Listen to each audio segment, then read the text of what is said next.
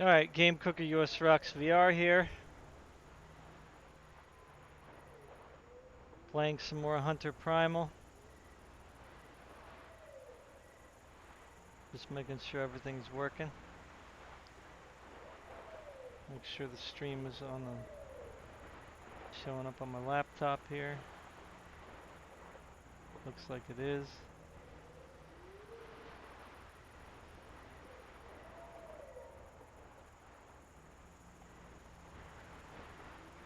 So hopefully everything's working and sounding okay. Let me know if there's any problems.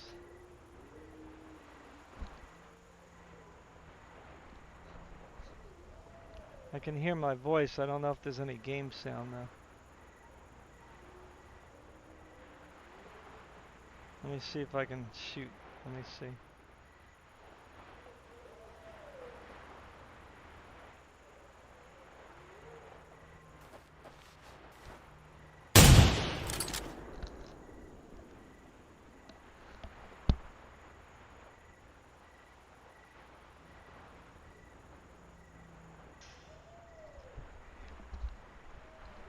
Alright.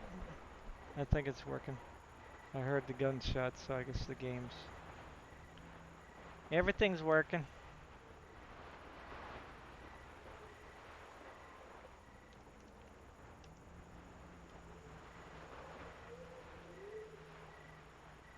Alright, great.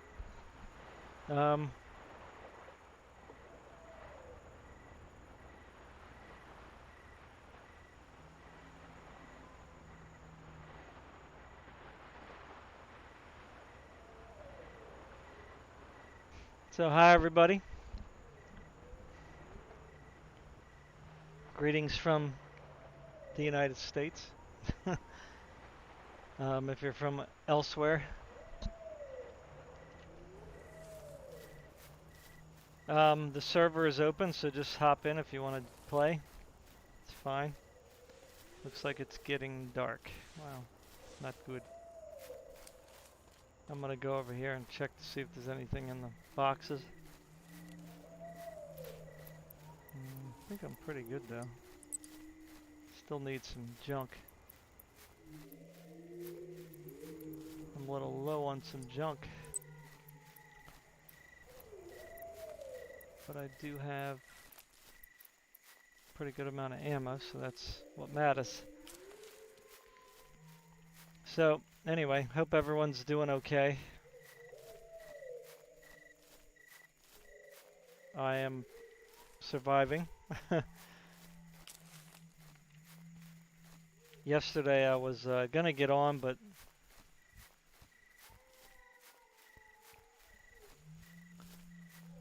I only got like an hour and a half sleep the other night, so I was pretty dead. I mean, I was here, I was trying, but then I was just like, oh, I can't get on and play. I had a lot to do anyway around the house.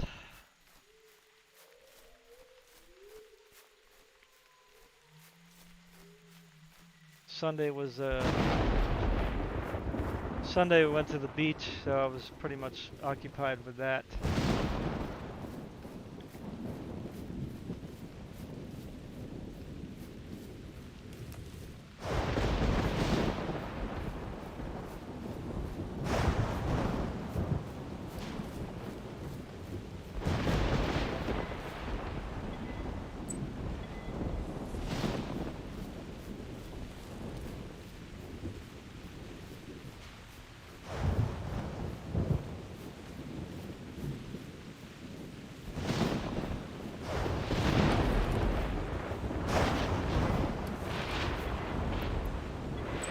Okay, that's a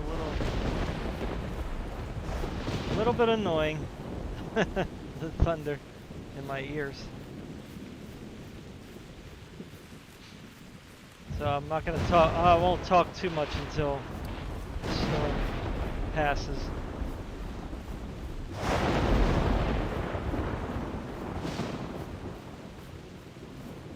I'll head over to the swamp.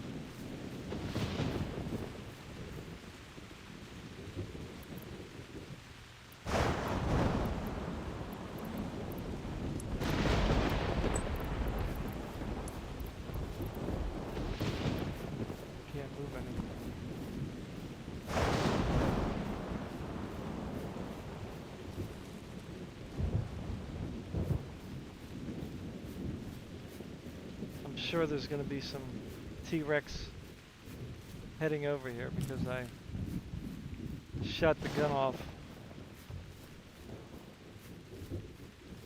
A few times when I first logged in, so.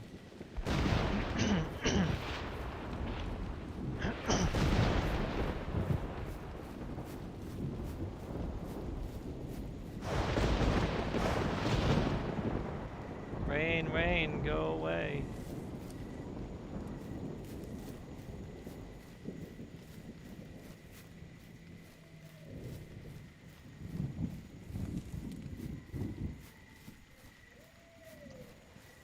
I like the rain. I mean, it's a nice touch to any game, but you know, it comes at the most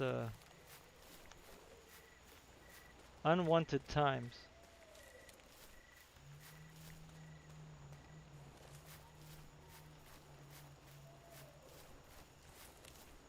Alright, so let's look for some T-Rex here. So, I won't talk too much about politics, but I just heard about two particular things. One, there was some talk about the election debates between President Trump and Biden, and some things I heard Kamala Harris talking about, which just, I don't know, it just blows my mind, really. So, about the debates, you know, Joe Biden's brain right now is not really working at optimal levels. You know, whether it's just simply old age, or if he's going senile, or if he has the beginning of Alzheimer's. Who knows?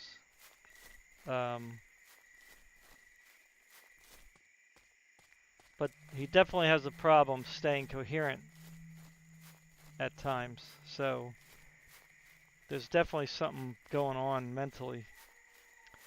And anybody who's ever taken care of anyone with dementia or Alzheimer's, you know, and I'm not bringing this up to pick fun at him. I mean, I'm you know,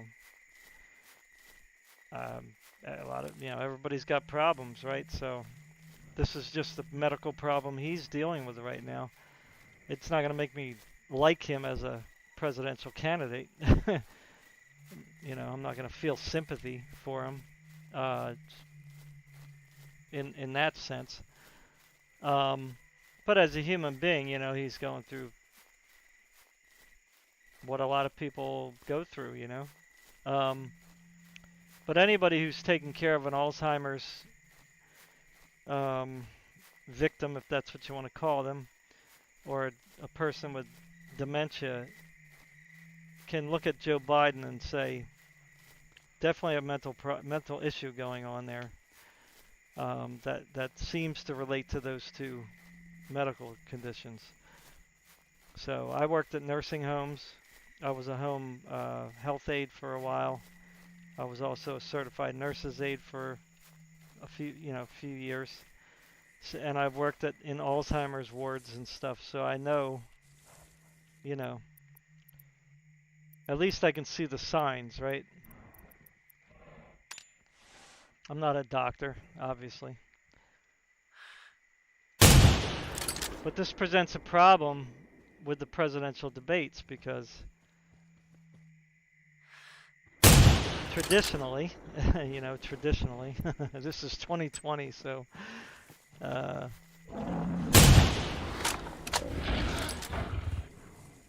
you know,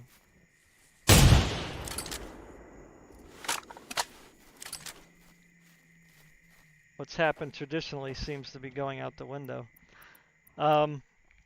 Traditionally, though, when you're at a debate, you get asked a question, you give your answer, and then the other person gets a chance to, I guess, rebuttal, if that's the proper term, respond.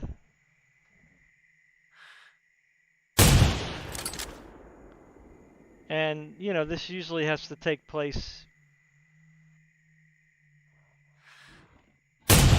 very quickly, you know, not, you know, not, there's can't be like a delay, in your response and all these things, and certainly should not be a fumbling of words. Um, so I don't I don't know how Joe Biden's going to be able to do a debate with Donald Trump live on the same stage. You know, it's just if he truly has some mental decline, medical issue there, he can't do that. He won't be able to do that.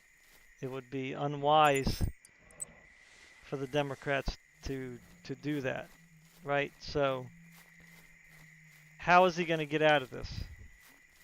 Okay, now some of the people on the left, quite ridiculously, were writing some articles trying to argue that we don't need debates anymore, that debates are old-fashioned, that they don't do anything, you know? Uh, and while I can say that debates in the past really didn't interest me that much, I did pay attention to Donald Trump's debates with Hillary the last time, even though I was not a Republican voter, okay? And I'm going to keep emphasizing that. I did not leave the Democrat Party until this year. So I did not vote for Donald Trump in 2016. Not because I hated him or anything like that, but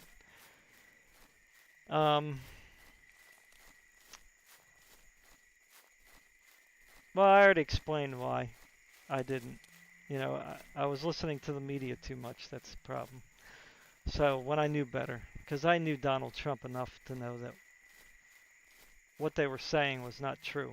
So anyway, that's all I'm going to say about him in 2016. But so I didn't leave the Democrat Party until this year, and I'm never going back. Okay, because I don't agree with socialism, communism. I don't want a big welfare state. We already have a safety net for people who are poor that's been in effect for many, many years, so we don't need more. What we need to do is create jobs.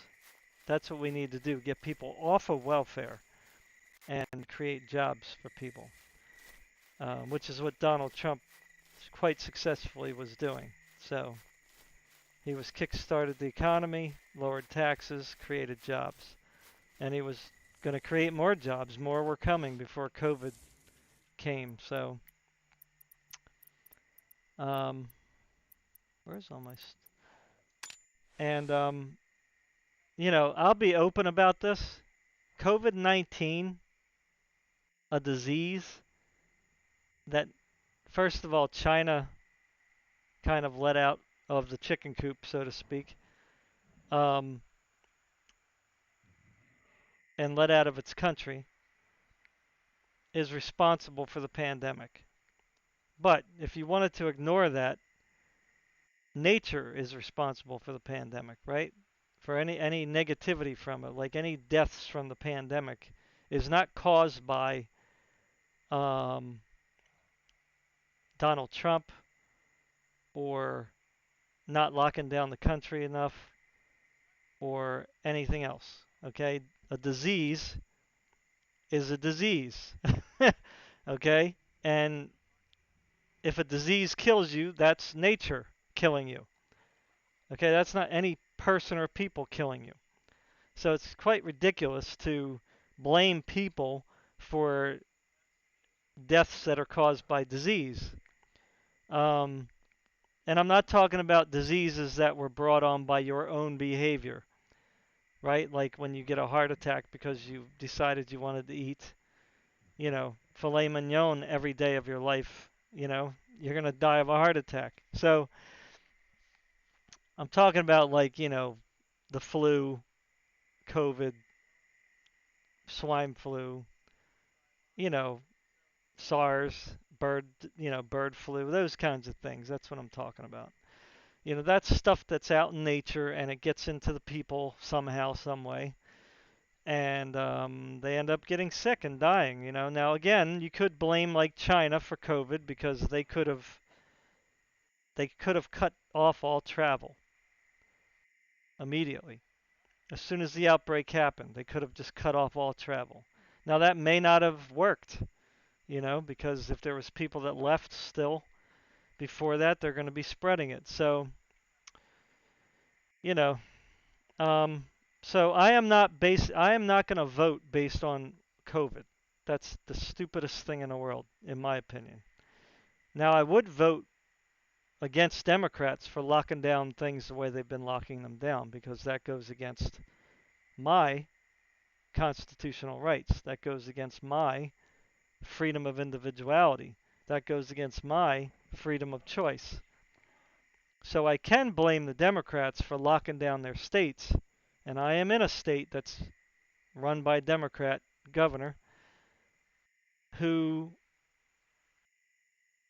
clamped things down, and I did not appreciate that. So, but that's my opinion, right? I'm not gonna vote or not vote for somebody based on a disease because again, this is not um, what do you call it? Resident Evil. You know what I'm saying? This is not like a disease that is going to ravage the whole nation. You know what I'm saying?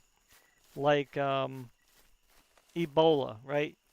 Ebola is a bacteria which, if you get it, you're probably going to die from it, right? That would be anybody. So that's not the same as COVID. COVID is like a flu-like disease, despite what the media wants to complain about, what Trump was saying in the beginning. It is a flu-like disease.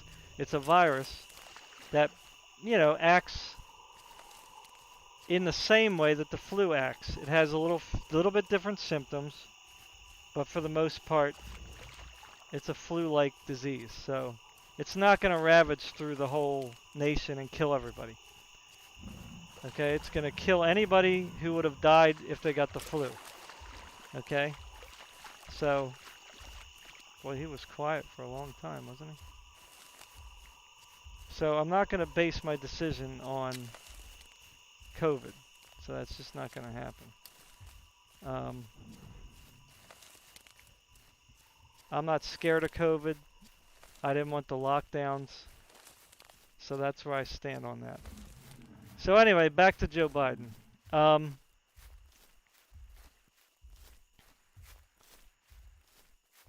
So he has to do, something's going to happen to keep him from going to the debates. So it has been brought up amongst certain individuals that Joe Biden is going to use COVID as an excuse not to go to the debate venue. I think I got her good there.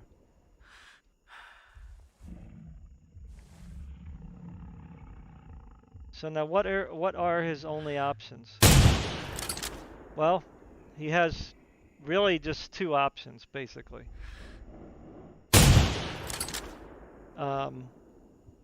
He can either, well, if he goes, he goes. But if he doesn't go, he's only got two options. He can back out altogether, or he can do it online, right? Like either Trump can be online and he can be online, or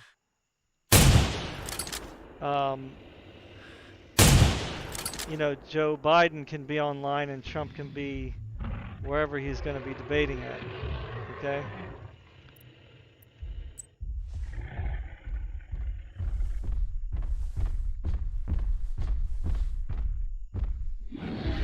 Look at this.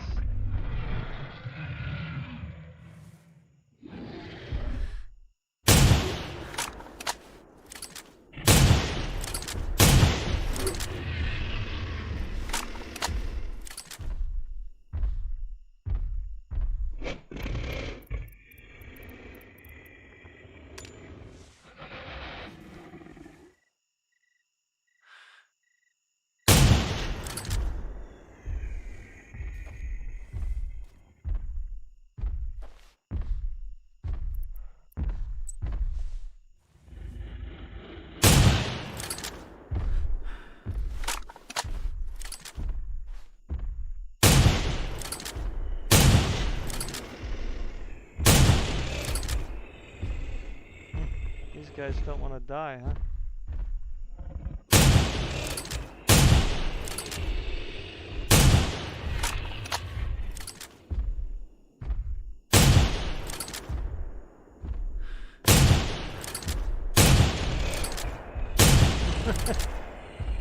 Good grief. Swiss cheese.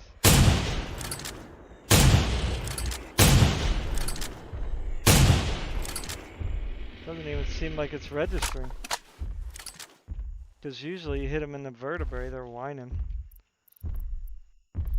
What is going on here? Why do I keep not seeing my scope here? Alright, let's get a good shot in here. Come on. There we go. Finally. Got some feedback finally. That was probably a heart shot right there. Or at least close.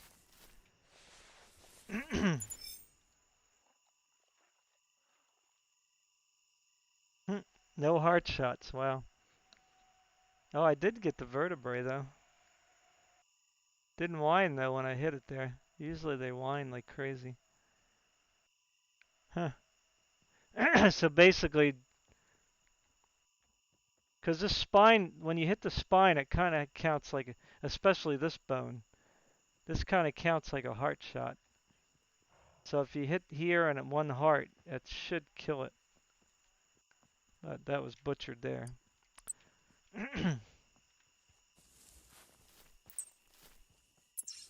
Butchered him up. Or her. So anyway, so Biden is going to have, if Biden decides he wants to do the debate, he's not going to be able to do it live at the venue. He's going to have to do it from a remote location, which in that case, I mean, you might as well just not even watch him.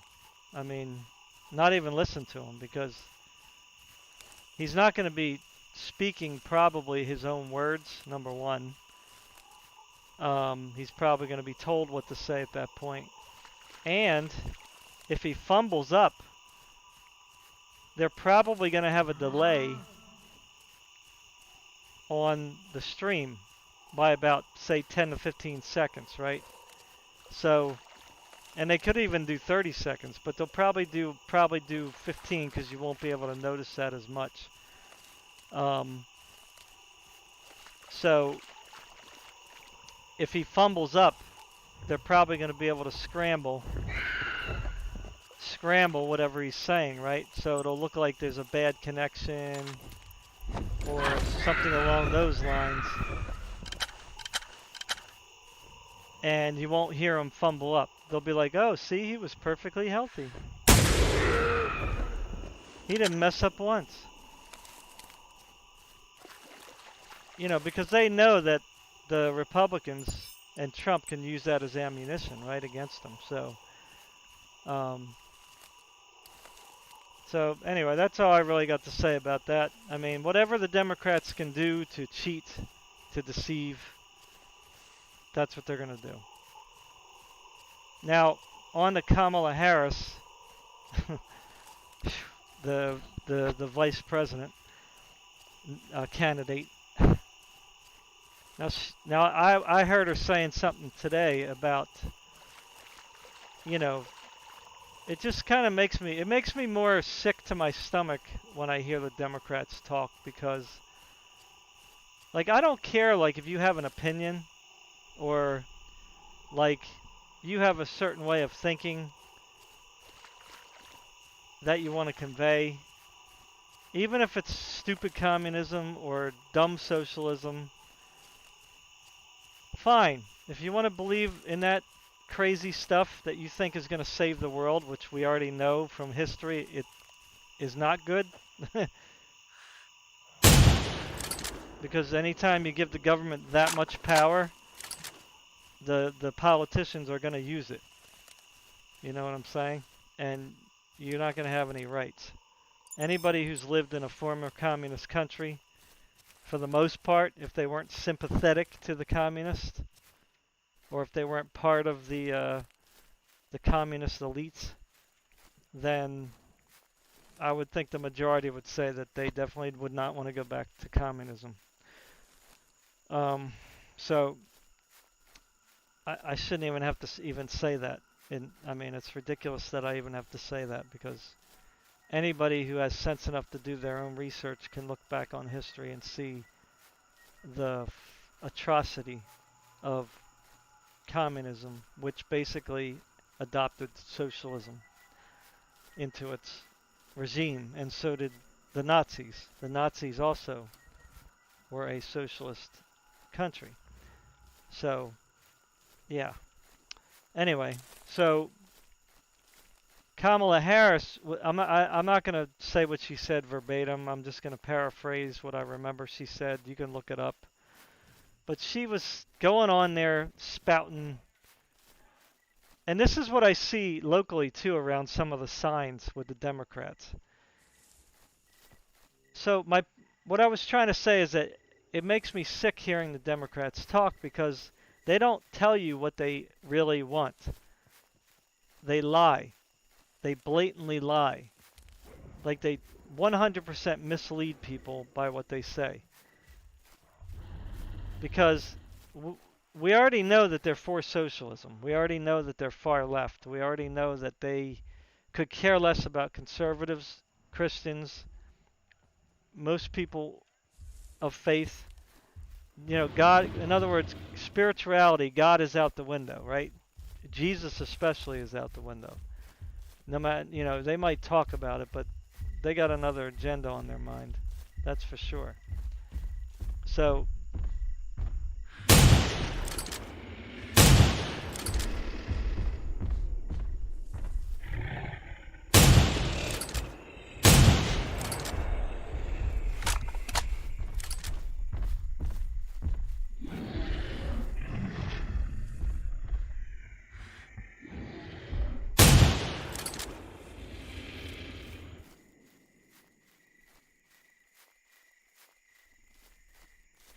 died, good. So they don't say what's on their mind. So Kamala Harris is up there talking about like jobs, right? She wants to create. She's for creating jobs, and she wants to bring dignity back to the worker, and and just on and on and on about like job creation and dignified workers and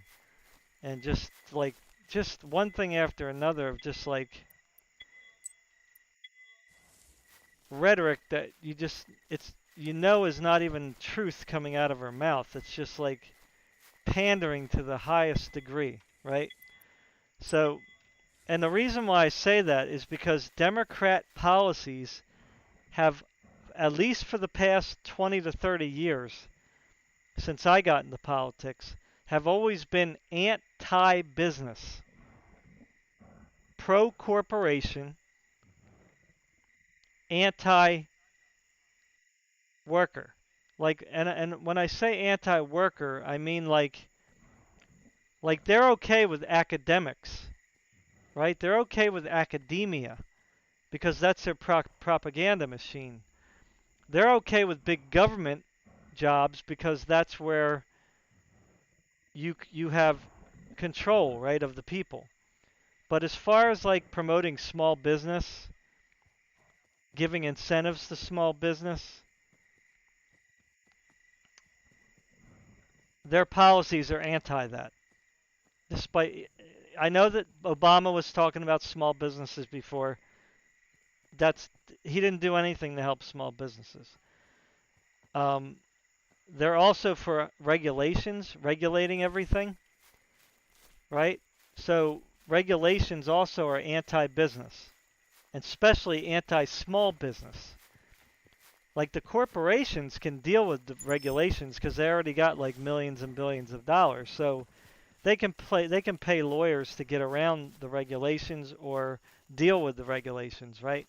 So they can pay the fees, they can pay for the permits, you know, and all this stuff. Um, but small businesses have a very hard time dealing with those regulations. It also is anti-business because like If you want to do business in a particular area, there might be like environmental regulations that keep you from doing it. Um, and stuff like that, right? So it kind of prevents you from doing your business where you want to do your business or how you want to do your business. Um, so Democrats traditionally, we'll say traditionally now, since it's like the past 30 years, have been anti-business.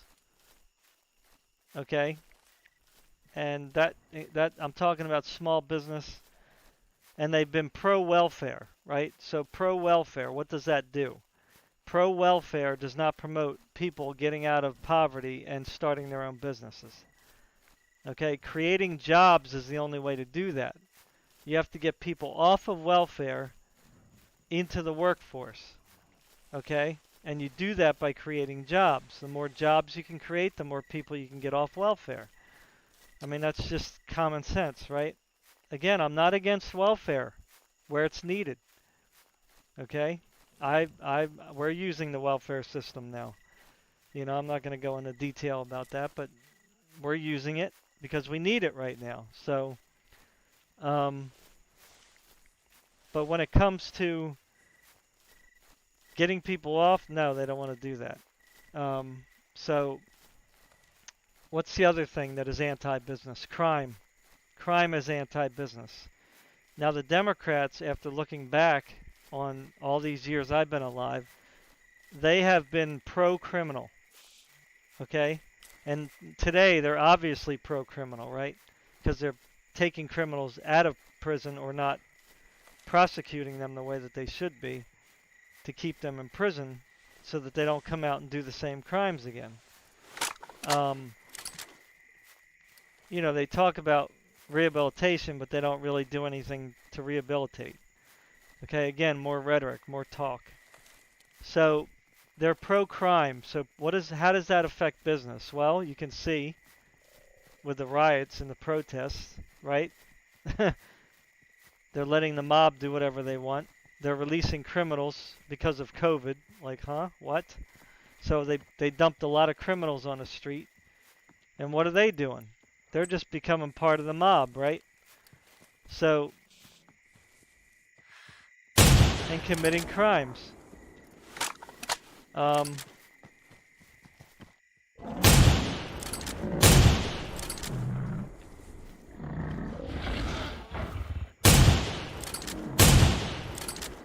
but let's forget about COVID for a minute. Since they haven't really been tackling crime the past 20 to 30 years, meaning they've been letting these, I'm talking about wherever they ran, okay? I'm not talking about Republican run areas. It's predominantly Democrat run areas. Wherever you have like what you would call the hood or the inner city neighborhoods, or whatever you want to say, they've been kind of just letting crime go, like do its thing. They haven't really been like addressing criminals, the criminal problem, very much.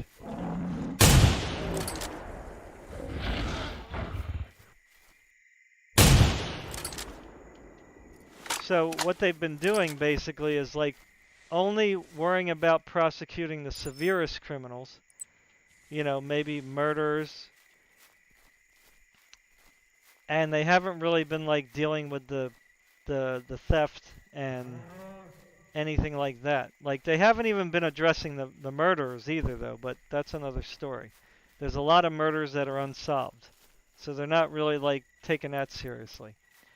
So they're basically letting the gangs and the criminal lords, the crime lords, to like deal with the inner city neighborhoods and kind of let them deal with, running the neighborhood, so to speak. So that's why you have this culture in the inner city.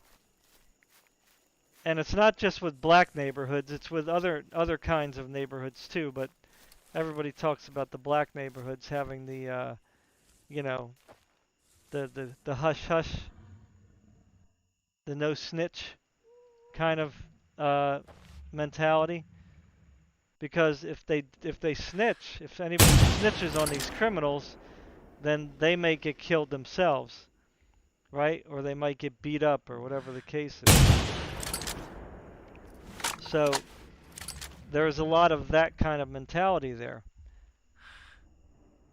And the reason for that is because they're letting the criminals just run rampant in those neighborhoods. They're not really tackling the gangs problem. They're not tackling the crime lord problem, the drug selling problem. So that's very anti-business. Because who is going to want to bring their business into a crime-infested neighborhood, right? So this is why it makes me sick when the Democrats talk about, oh, we want to bring jobs and, dignity to the workplace and, all this stuff. They just spout off this junk. I wish I could remember all she said, because it's just sick. It's very sick. Because she's lying through her teeth. She doesn't care about the common person. She just wants to be vice president and then, of course, eventually become president. Because Joe Biden is going to lose it. He's either going to die in office or he's just going to become unfit. And she's going to have to take over. And do you think Queen Elizabeth was bad? Kamala Harris? I mean, my gosh, man. She's like a rabid dog on a leash right now. And if she becomes president, then that leash is going to be cut. I don't have a problem with women. I mean, this has nothing to do with women versus men. I mean,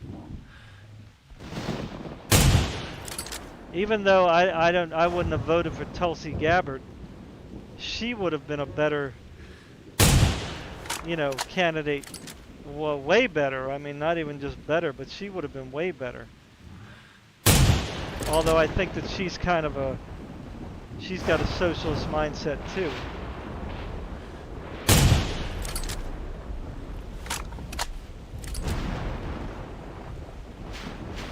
But she probably wouldn't have went off the rails,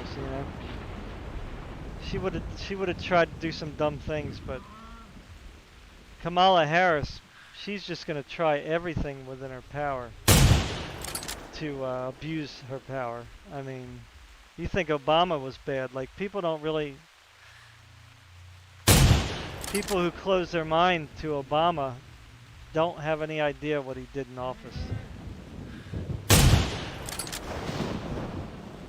He just was doing terrible things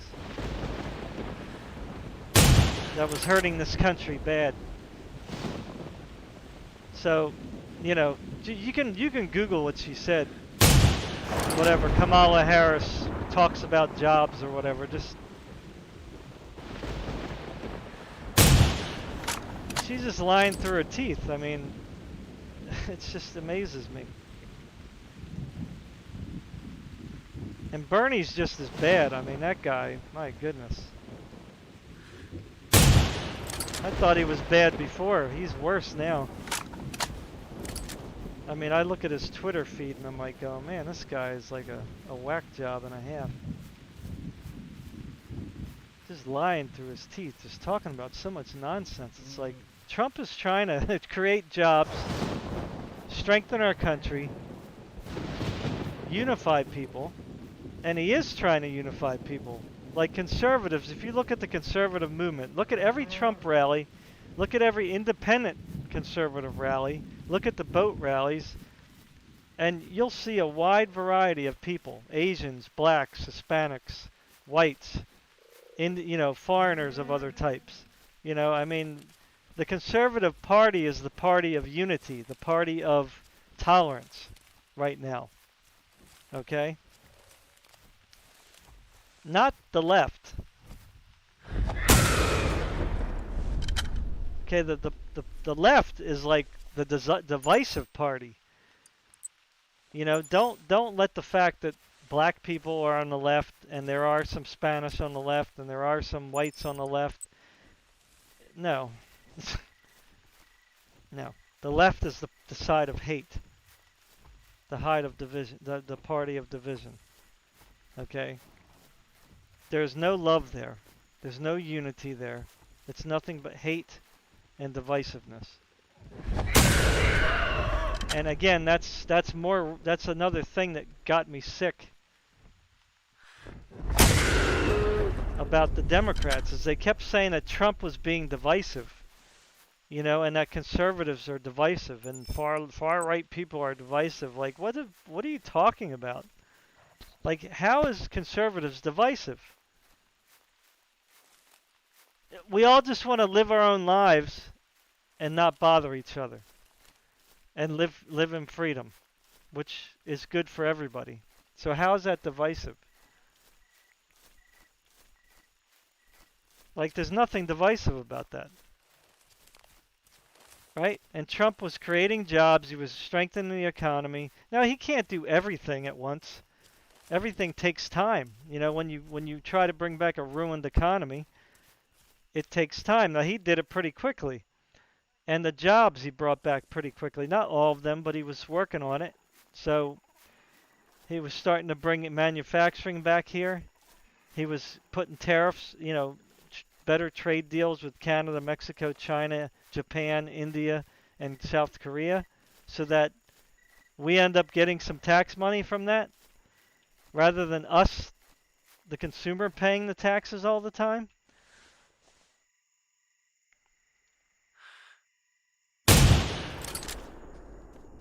You know, we should start making stuff here. You know, I grew up in a time where American-made products were good. You know, it wasn't until we whacked up the trade deals that American companies couldn't compete. And this is what people today that don't understand. Young people today have no idea how the Democrat policies just ruined this country. I mean, just ruined it. And Obama was just making it worse. He was just running to the ground.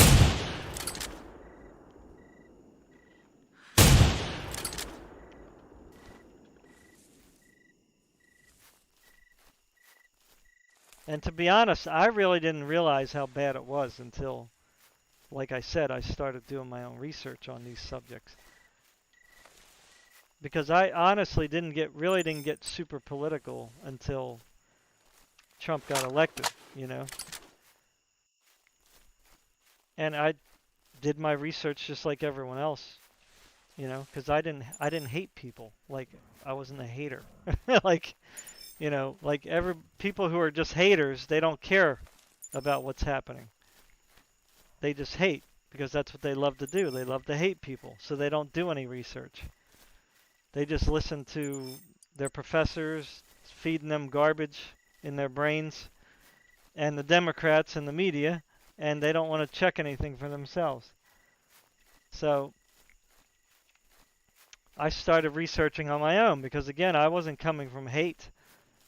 I didn't like, oh my God, Trump's elected. Oh my God, I gotta hate conservatives. I gotta hate Republicans. You know, because Trump is racist. You know, no, that's not how I think. I like to think for myself. You know, if somebody's gonna make accusations, then I'm gonna check it out. You know?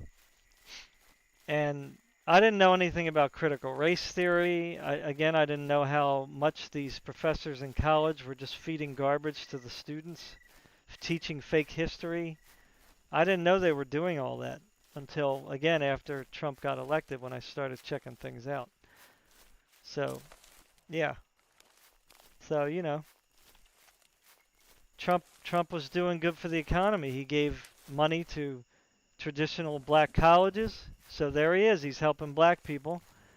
He was doing the economic opportunity zones, whatever they're called, to try to funnel money into low-income areas. So Trump was doing everything right.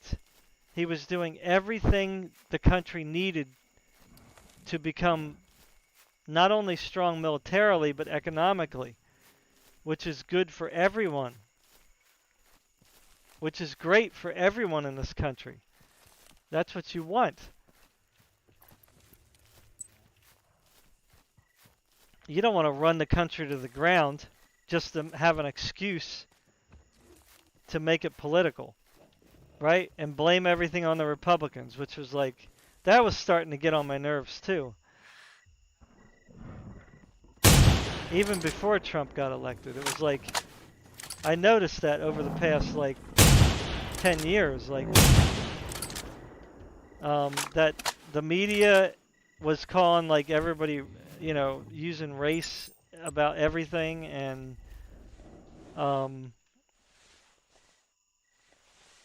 just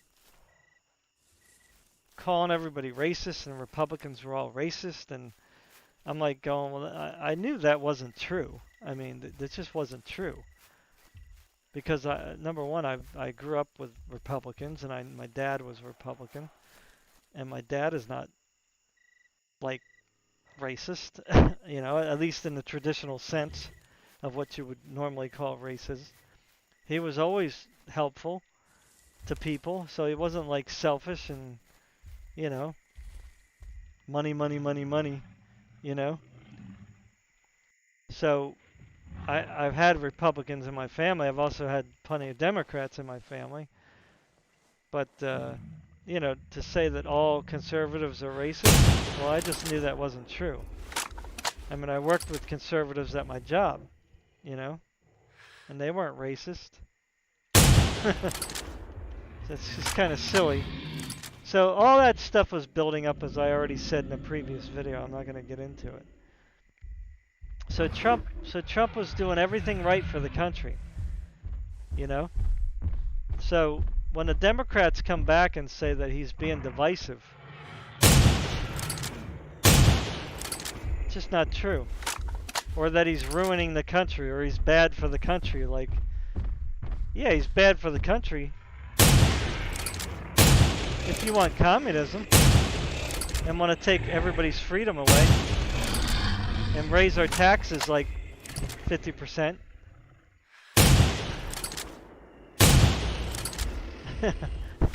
Yeah, if that's what you call, if you want to call it bad because you want that kind of a society.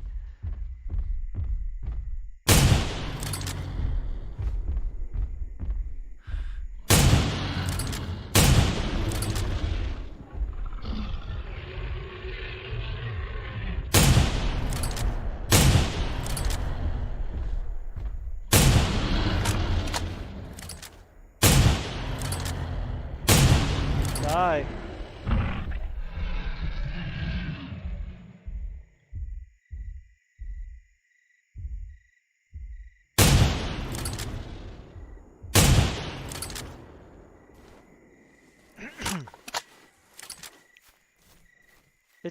It just kind of amazes me that people just don't want to take the time to do some simple homework.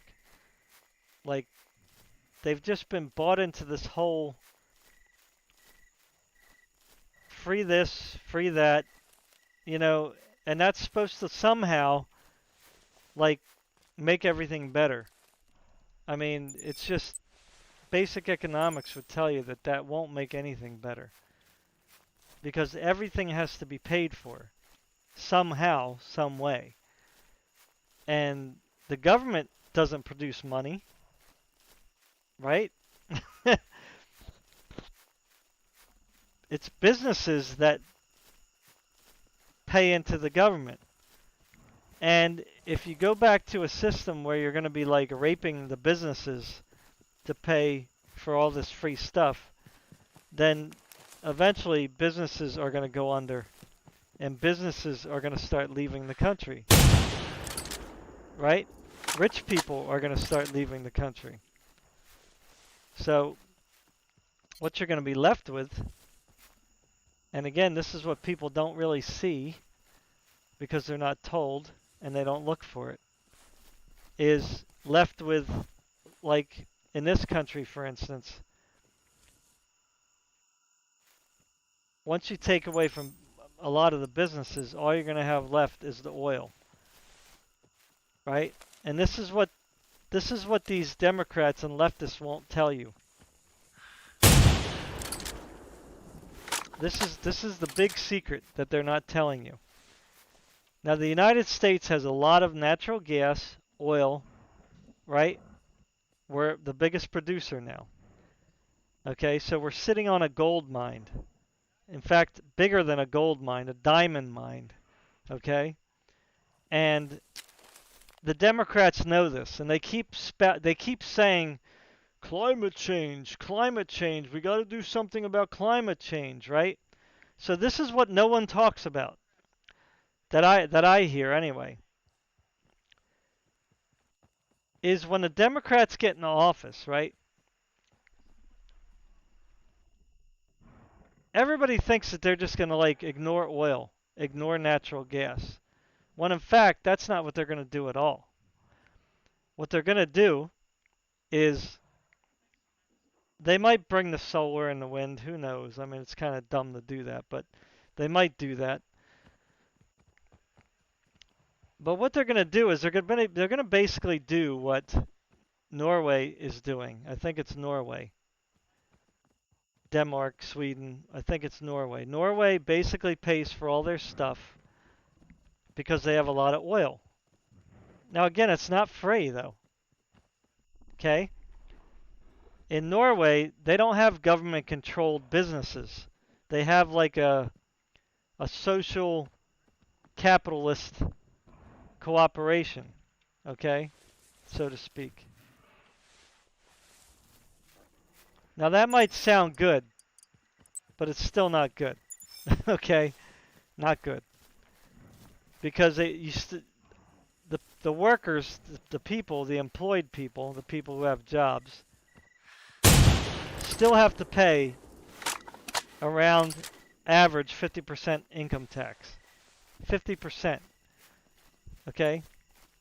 So, if you make like 50,000 or more, you're going to have to pay 50% income tax. All right? So, that's a lot of money for something that you necessarily don't want. Now people who live there now might say, "Oh, yeah, we need that."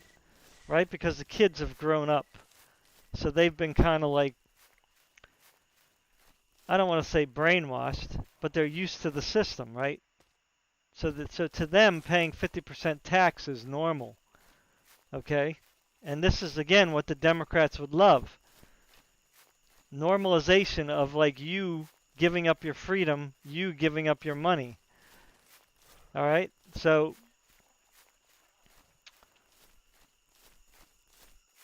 this is the catch-22, right?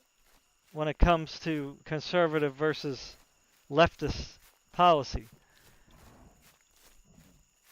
So what the Democrats don't want to tell you, though, getting back to that subject, is that they are going to love controlling all that oil and all that natural gas here in the United States. They're not going to cut it off. They're not going to put a cap on the oil wells. They're not going to stop the fracking, or at least the natural gas production. What they're going to do is they're going to sell it to other countries who need it. They're not going to ban it like they keep acting like they're talking about. That's how they come across, right? Oh, bad, oil bad, fossil fuels bad. No, they're not going to do anything to stop it. And what's going to happen is all that money that they're going to make from it is not going to go to you or me. It's going to go into their pockets. So the politicians, the people who run the country, are going to be the billionaires now. Right? They're going to pocket that money. They're going to get kickbacks from that money. And all the people the academics, the people who are in academia who are going to be brainwashing us, brainwashing our kids to say that this system is like utopia. This is like the holy grail of systems, and when we must preserve it so that we have equality, so that everybody is the same.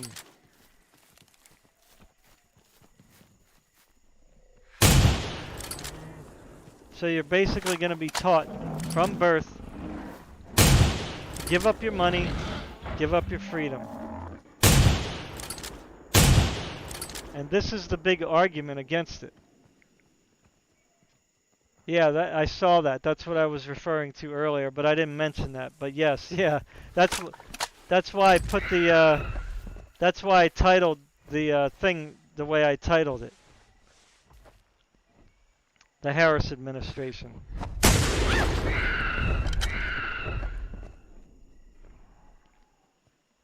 The Harris administration. The Harris administration, oh, with the help of Joe Biden.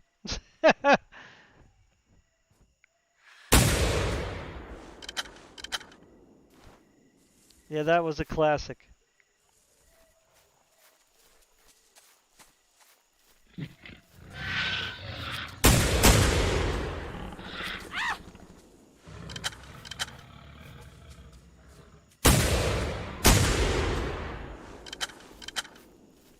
Yeah, I mean, any knucklehead would know that she is going to end up running the country. Like, you know, all the people that they put in their administration are going to be extreme left wing, meaning communist and socialist. That's what they're going to do. This is it, and that's exactly what Obama did. Of course, we didn't know about it because he was like hiding it because, like, you know, he would say he would put a Republican, you know, on in his administration, and they weren't really Republican. They were fake. They were fake. They were what we call globalist Republicans, who are sympathetic to the same cause, and they are basically fake conservatives. So yeah.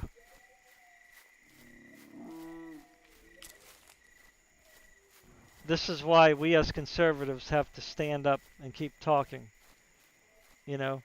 Now, I said that I was a Democrat earlier this year, but I was really kind of a middle. Always voted the Democrat ticket, though. I was more leaning conservative, but the only issue that I always kind of struggled with over the years was the abortion issue. So I kind of flipped on that one now, you know, and I already explained why in my other video that supporting abortion, you're supporting murder. That's what you're supporting. There's no way around it. You're not supporting health care. You're not supporting women's rights. It's got nothing to do with women's rights, and it's got nothing to do with health care.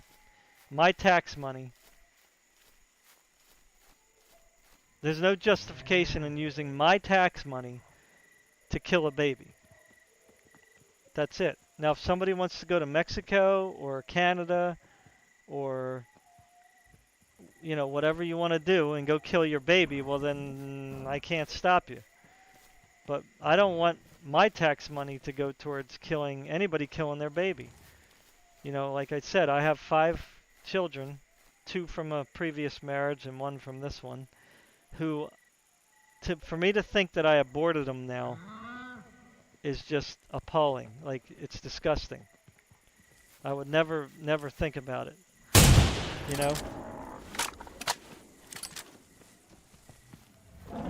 And I don't care how bad your life is or isn't. I mean, my brother used to say that. He used to say, "Hi, Kohaku, how are you doing? Nice to see you." Did I spell that right? Yeah. So that's why I flipped on the abortion issue. Like my brother used to say, I don't want to have any kids because I don't want to bring no kids into this horrible world. You know, like he had that real like vindictive negative attitude, you know, where he hated the world. He didn't like his own life. So therefore, he would project that onto other people, right? So if your life wasn't miserable, he would try to make it so, you know. Now, I don't hate my brother. He's a lot different now than he was then, but, you know, there's still remnants.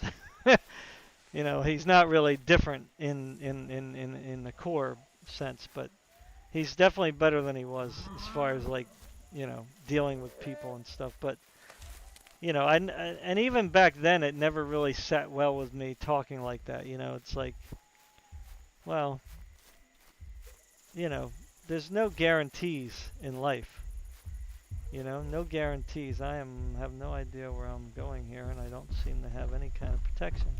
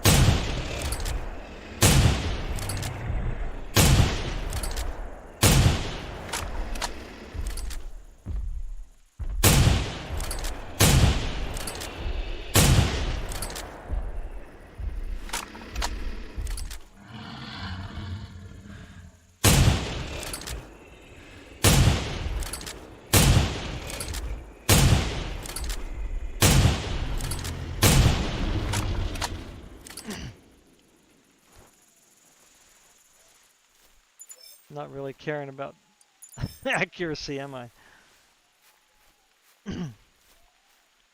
Hey, Herky, what's up, man? Yeah, yeah, so I'm glad that Ray Mickey brought up the Kamala Harris when when she said the Harris administration. That's really funny that she did that. But yeah, so the Democrats, they just kind of like say stuff. I mean, I can't even believe how blatant they are now. Like when most people are kind of onto them now about how much they've been lying the past few decades. And the Republicans are not. Some Republicans are not off the hook here either. I mean, I'm not saying that all Republicans are, you know, there. Like Mitt Romney, he's a globalist. There's a few others there that I can mention, but Mitt Romney is definitely one that's, not a true conservative. Now, when I say conservative, I mean like, I don't know what you would call what my definition of a true conservative is somebody who cares about the Constitution, okay, which ensures rights for everyone.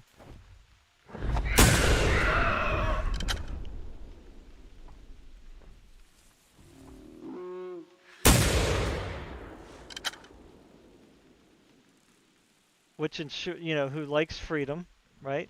I like my freedom.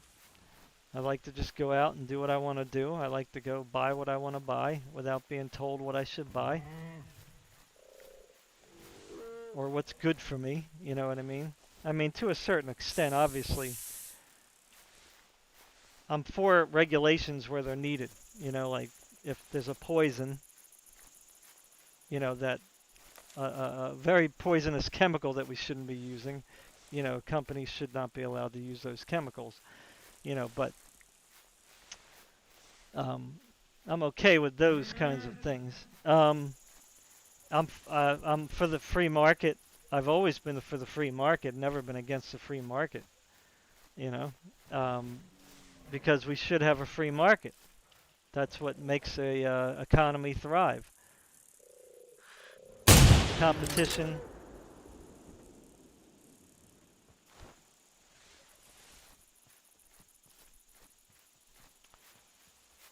Competition in the market, incentives for small businesses to thrive and grow and to be able to be started.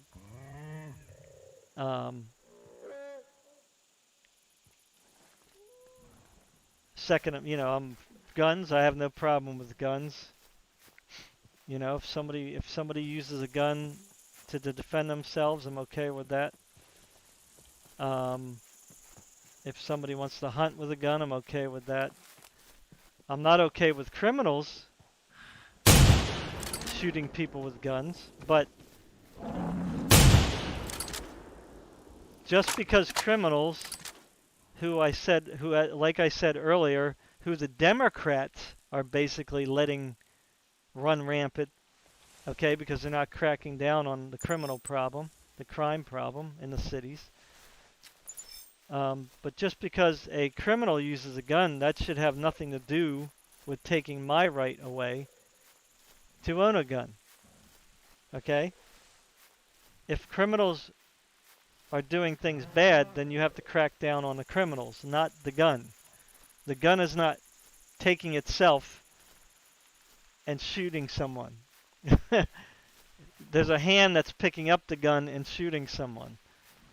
Okay, so again, this is one argument that I don't understand how people can't put two and two together in their mind. I mean, gun violence is not the worst thing that's happening in America. The media makes it seem like it is, but gun violence is not. There's way more people that die in car accidents and get injured and die in car accidents than guns. Okay, by a long shot.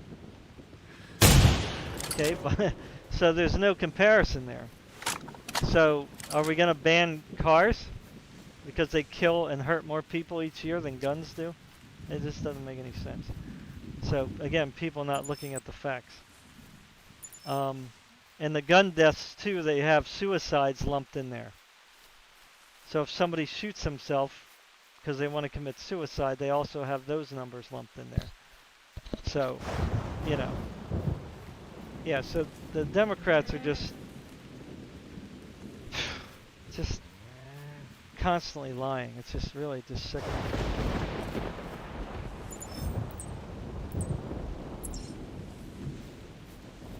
So anyway, the conservative way, not the Republican way, not the Democrat way, but the conservative way that I just defined now in a few terms, a few ways, is the way that I want the country run.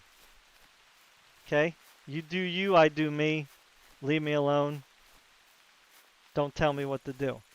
You know, I'm okay with having law and order, right? We should have laws, right, to cover the basics. You're not allowed to steal from me. You're not allowed to kill me. You're not allowed to rape me. You're not allowed to just, because you feel like it, come over and beat me up. You know? Okay, I'm okay for that kind of law and order, right? To protect the population, to protect our children. Now, the other thing, too, that you're seeing that I didn't put on here is the left and the Democrats apparently don't have a problem with child trafficking, human trafficking, and, you know, adults having sex with kids. Apparently they don't have a problem with that because Trump has been tackling the one of the reasons he wanted to close the borders, besides just people flooding in here in general, is the human trafficking problem. He wanted to address that. And in one way to start addressing it is to close up our borders, tighten up our borders. He also gave money to a task force so that they can grow bigger, because they didn't have enough help tackling the problem of human trafficking, which includes women and young children. So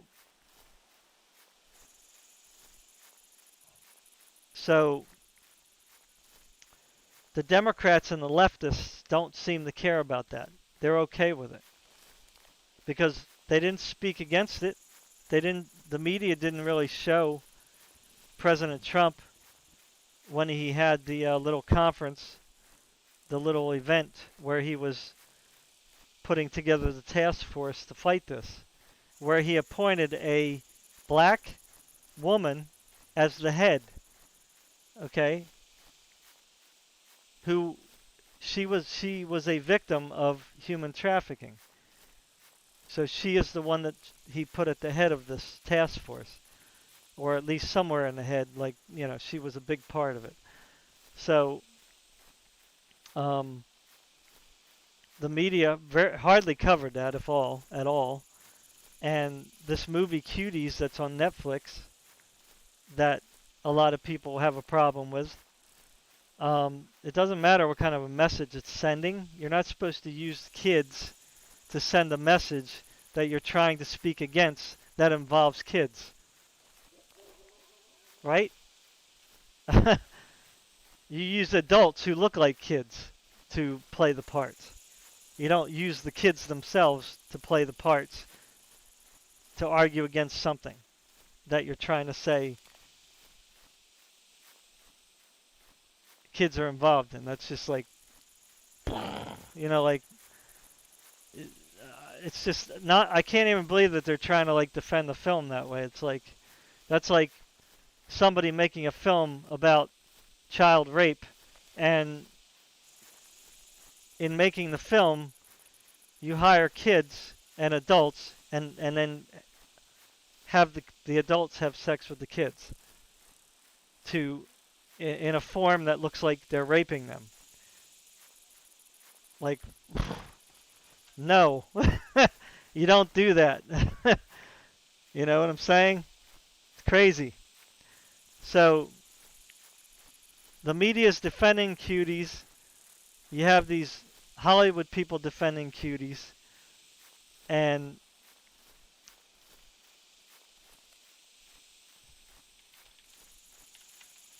yeah, thank you, Herky. I appreciate the prayers for the fires. But to be honest with you, Herky, I know that people have died in the fires, and these fires are pretty intense. But fires in California is not unusual. They happen every year. Okay, the media is just making this political now.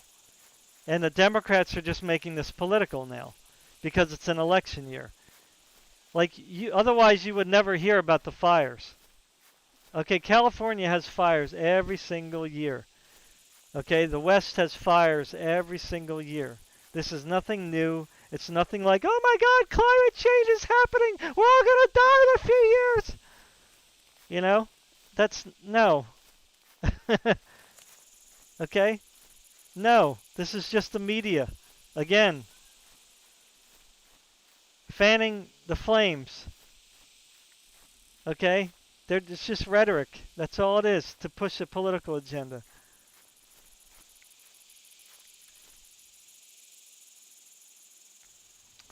Right. Well, these girls were not only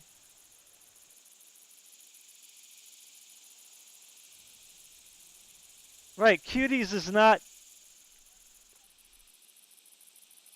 It's not just a film to send to about a concerning message.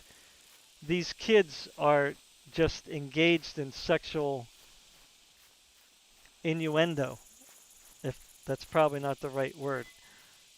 Sexual suggestive stuff. They're physically acting it out, and I heard from several people that that one girl even pulled up her shirt so you can see her chest. Now I don't know if she had any boobs or not. She might have been flat-chested girl, but that's besides the point, right? Even if they were just doing this, right? Or slapping their butt or whatever, even if they were just touching their breasts through the shirt, that is not something that we want to teach our kids at 11 years old to be normal. You know what I'm saying? Again, I'm not trying to act like Mr. Righteous or anything like that. I'm a horrible person. I say that over and over again. But, you can't ignore, what's right in front of your face. Blatant. You know what I'm saying? So, they're defending this film rather than speaking against it. So, and remember, I don't know if any of you guys know about the the the child sex that's going on in Hollywood, or the politicians who were involved in child sexual activity that we know of now from Epstein, um, or if you heard about Pizzagate, which the media was saying was just a conspiracy theory, you know. Um, there's only more and more evidence coming out that these things are not just conspiracies. I mean, there's just too much to, when everything kind of points in one direction, I mean, it's like you can't deny it anymore. You can't say, well, nothing's there. There's nothing there. Nothing at all. Not worth investigating. But when everything is just pointing in one direction, you have to address it. You know what I'm saying? You just cannot ignore it.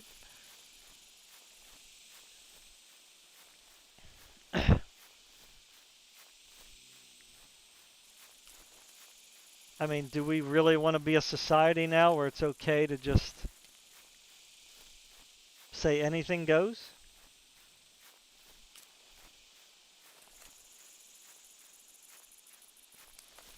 I mean,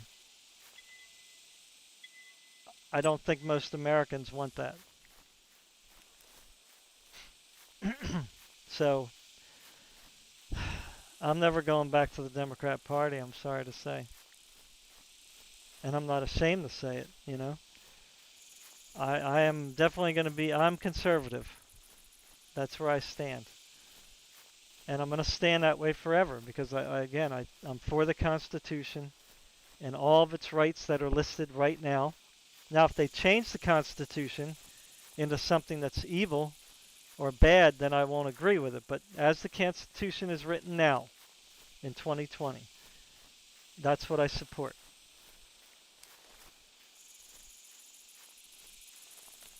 America been a good country. Our Constitution has made it good. There's no like rabid racism around. And the media keeps talking about white supremacists and KKK and all that stuff, and I'm like thinking to myself, when has white supremacists and the KKK had any power? Like, they haven't had any power for like years and years, decades. Now I'm not saying that there isn't a few people out of 300 million, 330 million that define themselves as being a KKK member or a white supremacist, but that is so minuscule. Minuscule. It's making no impact on the overall population. But professors in colleges can tell you to hate white people. They can tell you to hate black people who are conservative. They can tell you that Asians are really just as bad as white people. They're okay if they say that. Teach that in college. Or it's okay for gays to hate conservatives. Or women to hate men. It's like, I don't know, man. It's just like, my brain is just like, I feel like I literally am in the Twilight Zone. Really, I feel like I'm in the Twilight Zone because I just can't believe what I hear. And I can't believe that people actually accept this stuff. To me, here's what I see. I'm going to tell you what I see. This is what I see. Okay? This is what I see. And I'll tell you as soon as I'm done.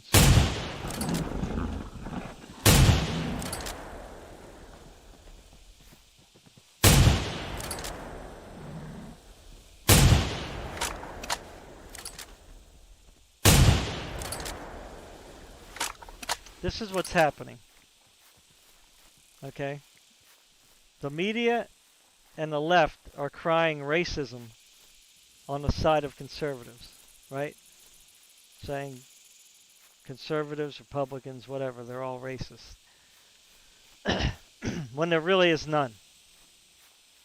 Okay, you can look at the Trump rallies. You can look at the walkaway uh, rallies. Uh, you can look at any conservative rallies that go on by themselves.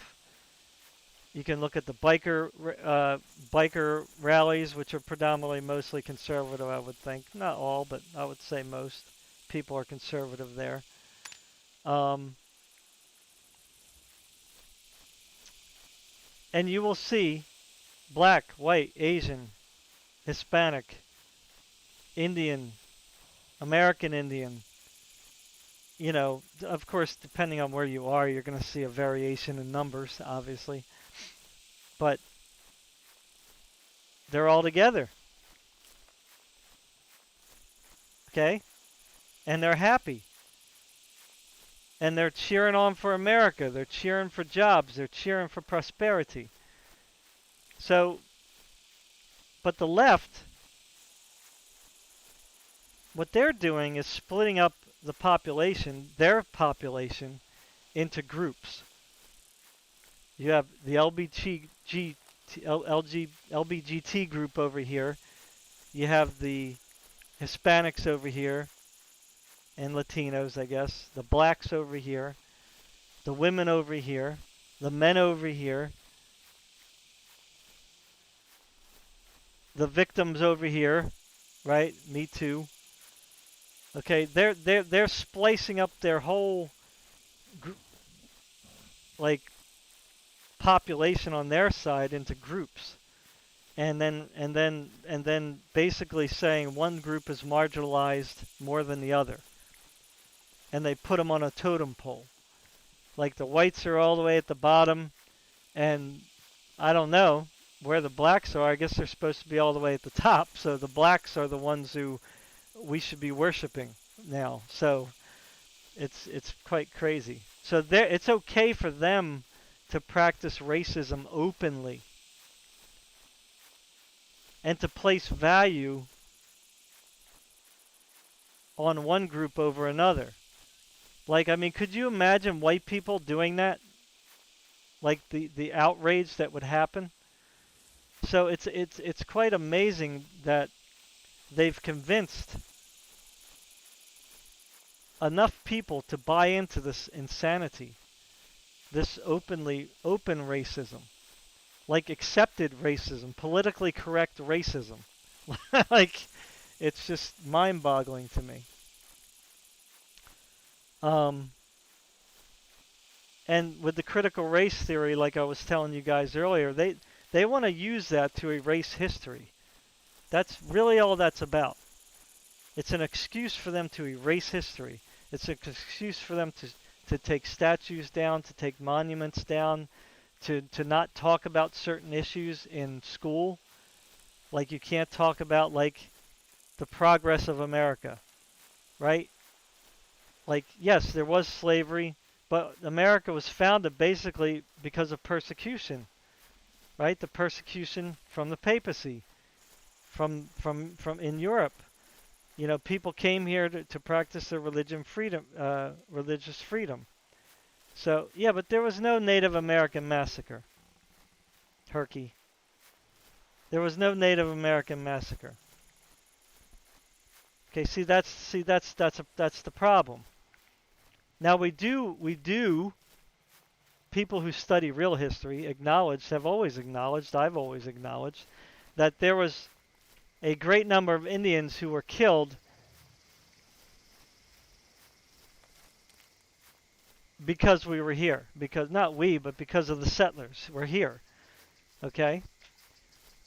But the settlers didn't just kill Indians for the sake of killing Indians.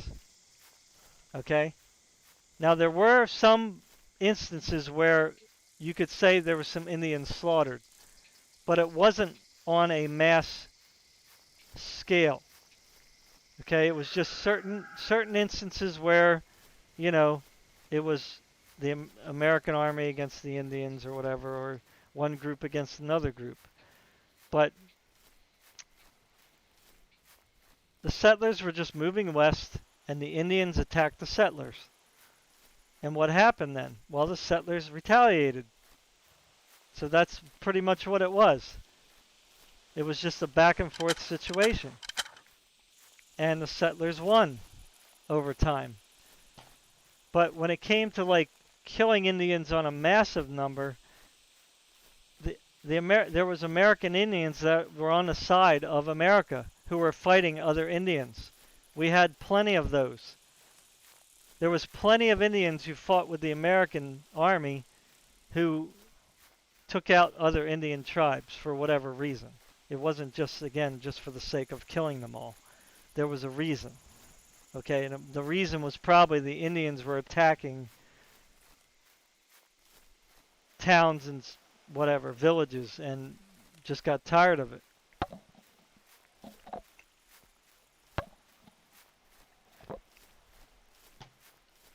Now you can argue that, well, this was the Indian territory to begin with. Well,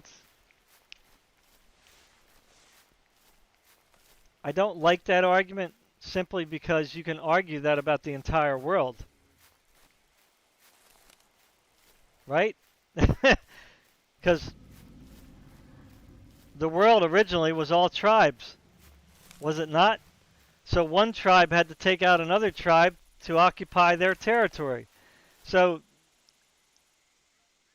you know, tribal movement and settlements were not anything new. This is what we did for thousands of years. So we should be, instead of complaining about it, we should be praising the fact that we got past it. Right? You know, like Philadelphia, the people in Philadelphia don't just go, well, we're going to go down to Baltimore and take over Baltimore because we want Baltimore. You know, and then kill everybody along the way on their way to Baltimore. You know, like the Philadelphia tribe per se, or whatever you want to say. So isn't it nice that we don't do that anymore? Isn't it nice that we're a little more civilized than that? So, but everybody's just gone insane about this whole, like, we got to take racism out of everything. Like, we got to look at everything and find the racism in it. That's critical race theory. And if we find what we think is racism, what we define as racism, then we have to remove it. Which I guess is going to include people. Because now they're saying that white people are racist. They're born racist. They're born evil. This is what they were teaching in these critical race theory seminars that they were doing at companies and the federal offices. This is why Trump put an end to it, because literally teaching racism in our government agencies that are run with our tax money. And what I think they should do is take all this to court, because we need to get rid of critical race theory, like big time. That is so antithetical to peace and harmony and love. You know what I'm saying?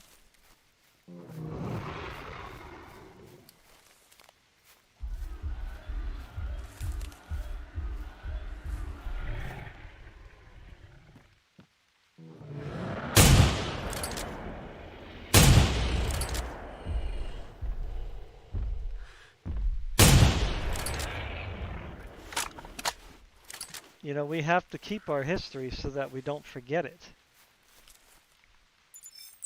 See, they want to take away history because they want to rewrite it. You see? Because that's what you have to do. You have to take away history if you want to sell a product like communism and socialism. Right? Like, the media hates it when Republicans, conservatives, and Trump bring up Venezuela, Vietnam, North Korea, China, the former USSR. They hate it. Cuba. They hate it because it flies in the face of their whole snake oil that they're trying to sell. Like, you can look at any communist country, anyone, look at anyone you want, or any, like, socialist, real socialist country like Venezuela. But I can argue that Venezuela is really a communist country, okay? Because there's two main groups there. You have the communists and you have the others that were not for the. You have the communists and socialists, and you have the others who didn't want it, who are now the ones who are oppressed. Right? They dare not go. They dare not speak against communism or socialism. Otherwise, they will either get killed, beat up, or harassed.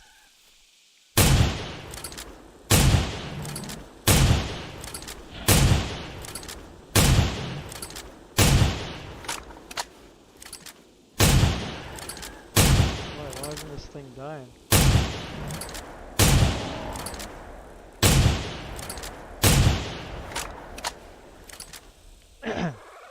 And you better believe, if they get their way, that's what it's going to be like here for conservatives. People are just going to shoot you, and guess what? Nobody's going to care because they're going to, oh, they were part of the conservatives, the ones who, you know, think they're better than everyone else, the white supremacists, you know. The bigots.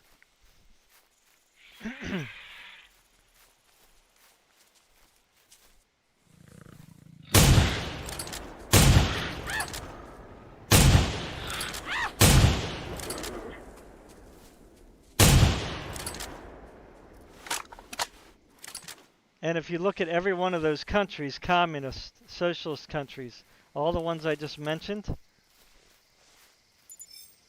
how did it turn out? Did the government really do what they promised they were going to do? Is the governments there really for the people? I mean, sure. Everybody's getting their little welfare check.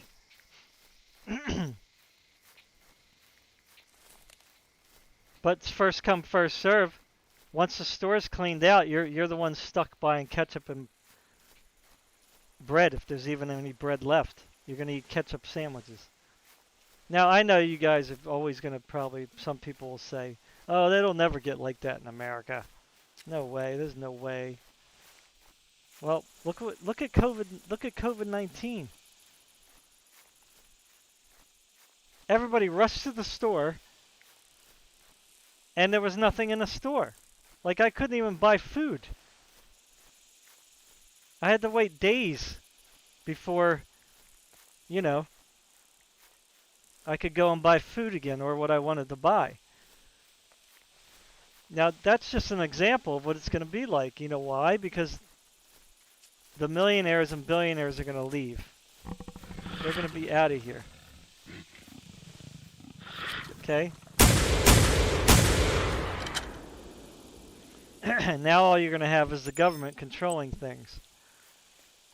And they're going to be your new millionaires and billionaires. Okay? So the people never get helped. They get pushed down. This is what they mean by equality. I'm going to say it again. You're not going to get elevated up. Everybody's going to get pushed down. Okay? The extreme poverty is going to go up. Okay? That much they're going to do. But everyone else is going to come down to their level. So all you're going to have is the elites running the country. And that's what you see in every other communist country and socialist country. Okay, Norway, Finland, and Sweden are not socialist. They're a hybrid of social programs with capitalism. But people even there are not happy anymore. They're getting more and more unhappy. Why? Because their life is mundane. They can't move up. They're stuck paying that 50% tax. And how are you going to start a business like that? How are you going to save like that? You're just going to live like a la-di-da-di-da life. So most people in the country are going to go nowhere. They're just going to be stuck wherever they are. And getting a degree isn't going to necessarily help. Because if there's too many degrees in one field, the state's not going to pay for that degree. They're going to say, sorry, we can't pay for that. Because there's too many degrees out in the field here in the country. The market's flooded. So you'll have to pick something else. So you're going to end up probably doing something you don't even want to do. Again, you don't hear any of this stuff.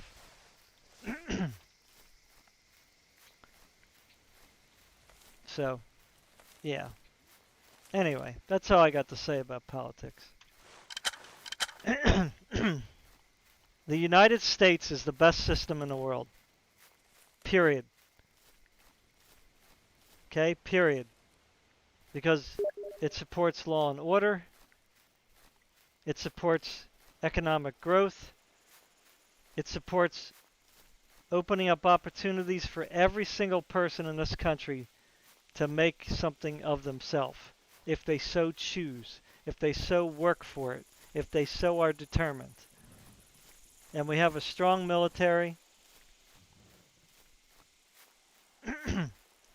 We have freedom of religion here, which is not only good for, you know, having a good, strong spiritual life, which keeps you kind of mentally sane, right? So that you can deal with all the ups and downs of life. Okay? But it also helps people, right? People who are drug addicts, which the Democrats don't want to help. People who are even mentally ill. Religion can help those people. But the Democrats don't want to help the mentally ill. You see? Also, there's religious groups also are big on charity, right? They have food banks, they give out food, they give out clothing, they help people on the streets. They provide homeless shelters. So the United States supports freedom of religion. So you can have things like that. Okay? But, you know, so all that is good for a strong, stable country. A country where there's opportunity. But what people in the cities don't understand is that the Democrat policies are what's running down the cities. Okay? And the fact that they're not tackling crime. You know? Like, I've seen firsthand that black people, they don't want to live in a city when there's crime. I was from a town called Sickleville in New Jersey, right? When we first moved there, it was, I guess, predominantly white at first. But then, very quickly, I guess people from the city caught wind of some housing developments going up in the suburbs in New Jersey. We had a very strong influx of people moving to New Jersey from the city. And Sickleville, I guess, was one of those places they wanted to go. They were coming from Camden, from Philadelphia, and it was a lot of black people, okay? I'm just going to say it. A lot of black people were coming to Sickleville to escape the city, okay? They didn't want to stay in the city because of the crime. Because there was no opportunity there. But what happened, unfortunately, is when those people from the city came to the suburbs, not black, white, whoever it was, they brought the city mentality. And the kids, a lot of those people that moved there had children who were already poisoned with the city mentality. So they brought the gang mentality with them. Okay?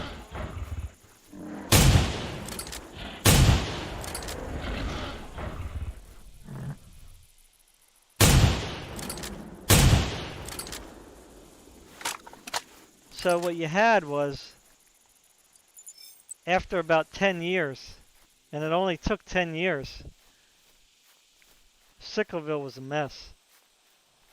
A big mess. So, because what happened was, is for some reason, I don't know all the reasons, but you ended up having little mini gangs there,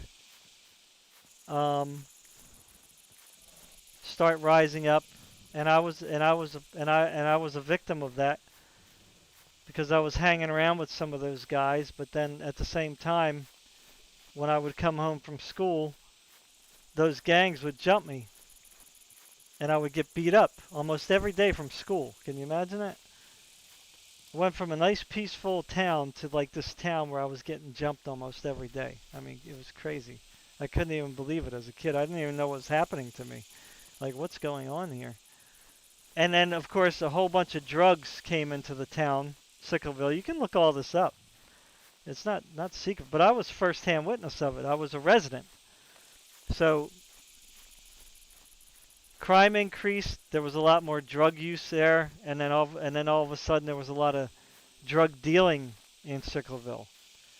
So, and I don't know why. Maybe some people had friends from the city, and those city friends decided they wanted to hang out there, and then they started selling the drugs there.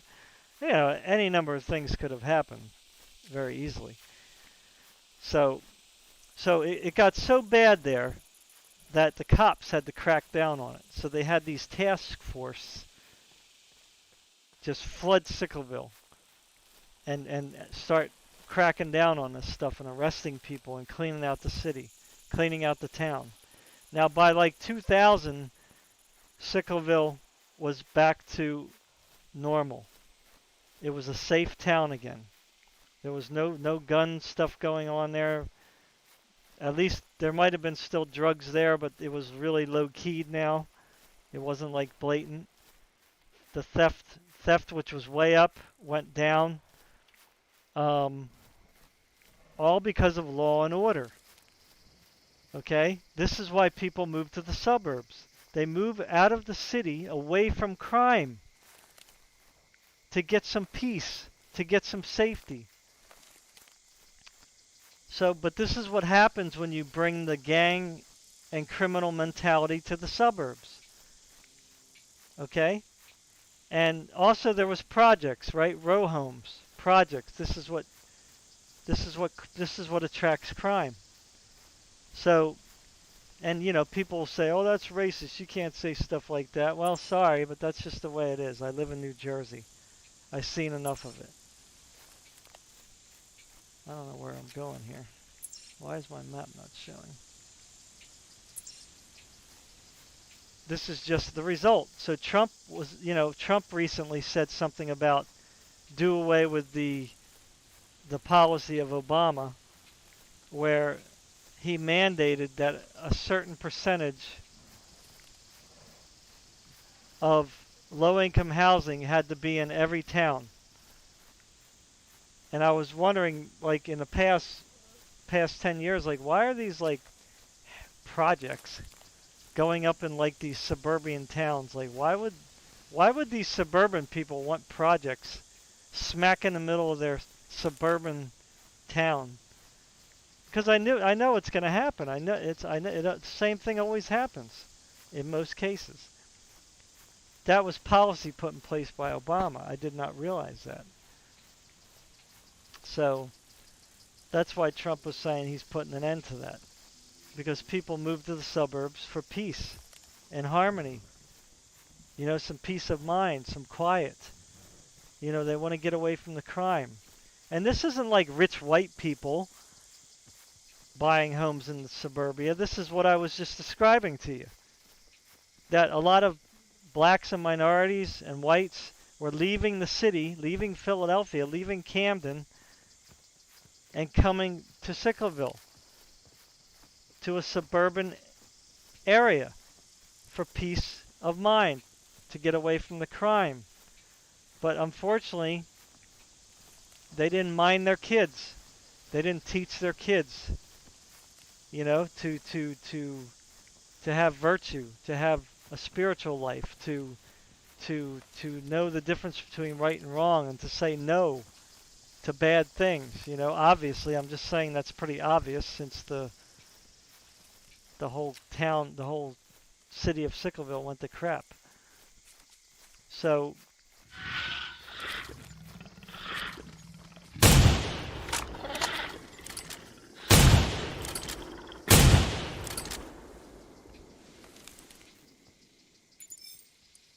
and you know, um, so Michelle Obama was talking at some event and talking about white flight, right? White flight. You know, when black people move in, white people move out. I mean, that is just so stupid to even say. Um, People don't move out of a black neighborhood if there's nothing wrong with the neighborhood. Okay, that's just totally false. 100% false. Okay? Now, again, I'm going to use Sickleville as an example. Once all this stuff started happening, right? All this bad stuff, crime went up, right? Crime was starting to go up. Now, we didn't have any crime when I first moved there, but it didn't take long. It only took like 4 or 5 years maybe. And then all of a sudden we started having like these little thefts and stuff like that. Now, I lived here and then we had a ditch, right, that ran through the development that drained into one of those, you know, ponds or whatever you call them. And across on the other side of the ditch was a friend of mine. You know, I was friends with him and his parents or whatever. And they got robbed. Like their house got broken into and they got robbed. And you know what they did? They moved.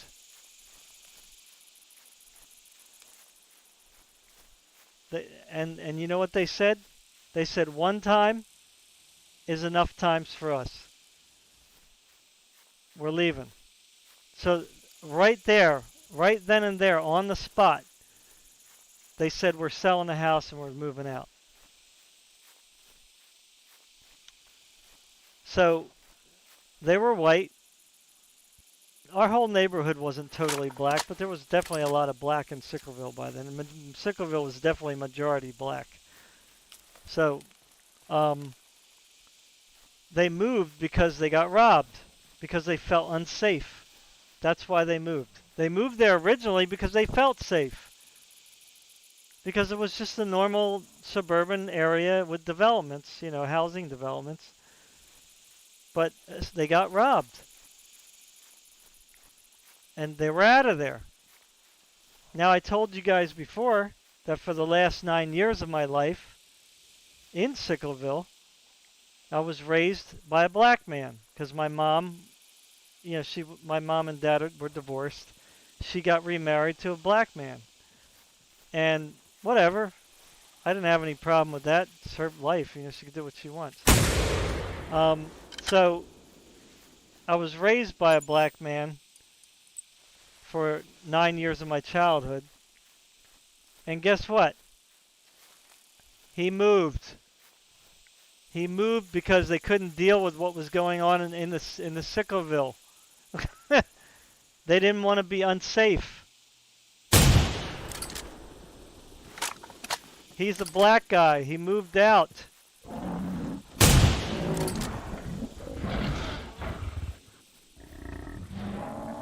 That was one of the reasons. Let me be fair. Okay, that was one of the reasons. There was other reasons, but that was one of the reasons. So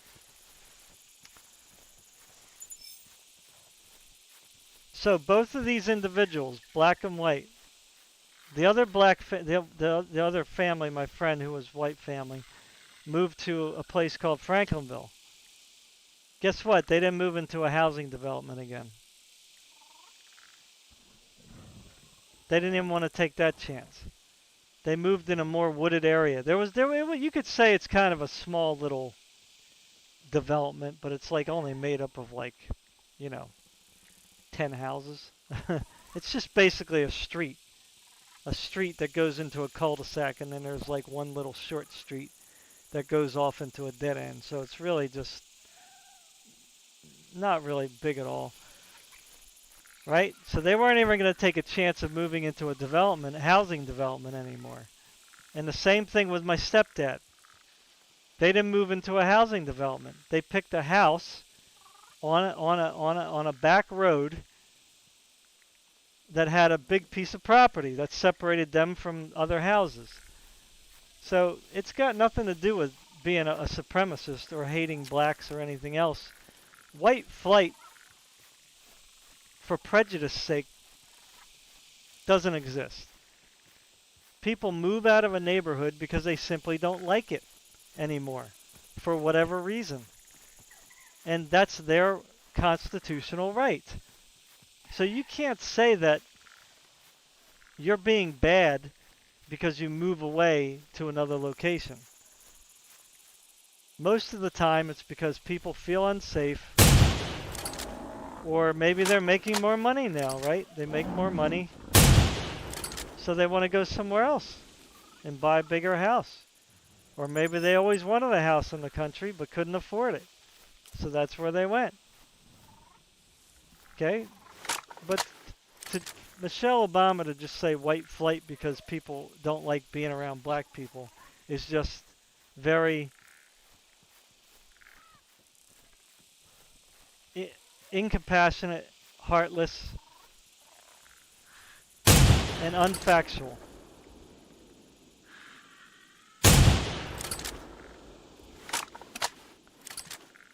A lot of people hung around Sickerville. A lot of people who lived in Sickerville stayed there for a long time, even after the crime rate went sky high. But they finally left. They finally left. Not all people. There were some that just stuck it out. That's fine, whatever. That's their prerogative. But me, I would have left. As soon as, especially if I had kids, if the crime rate went way up, I'm out of there. Gone. I don't care if you're white, black, Asian, Hispanic. That means nothing to me. I want to live in a safe environment, a safe neighborhood. And I don't mean political correctness safe. I'm talking about a physically safe environment. So the Democrats, again, over and over, they just lie. They speak this rhetoric that is just not truthful, or it's very deceiving to people. So I said I wasn't going to talk more politics, but there's just so much wrong with the Democrat Party, and that's why I left. I changed my affiliation. I was a registered Democrat.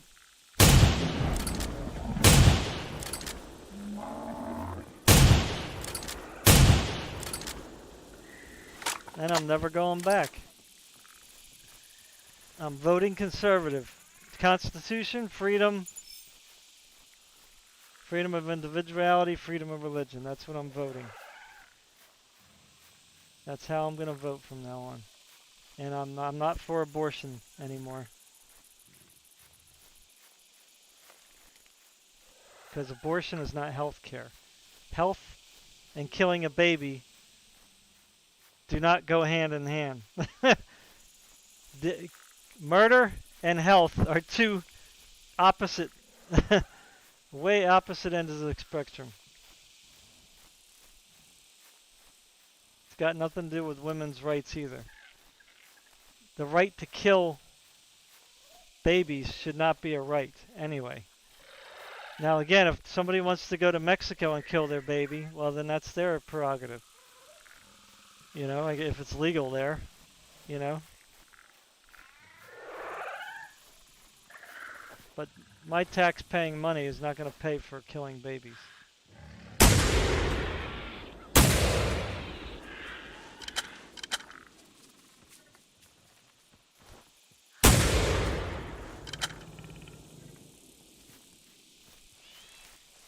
we've had 60 million aborted babies since Roe versus Wade. 60 million. Think about that. 60 million babies killed. I mean, that's just so...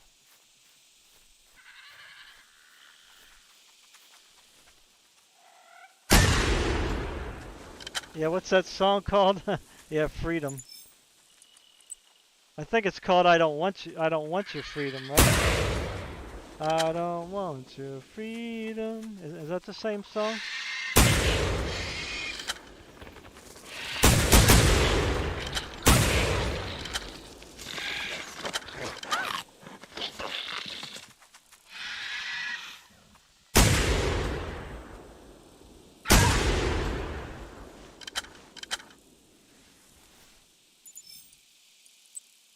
And again, people, when you vote away your freedom, you will never get it back.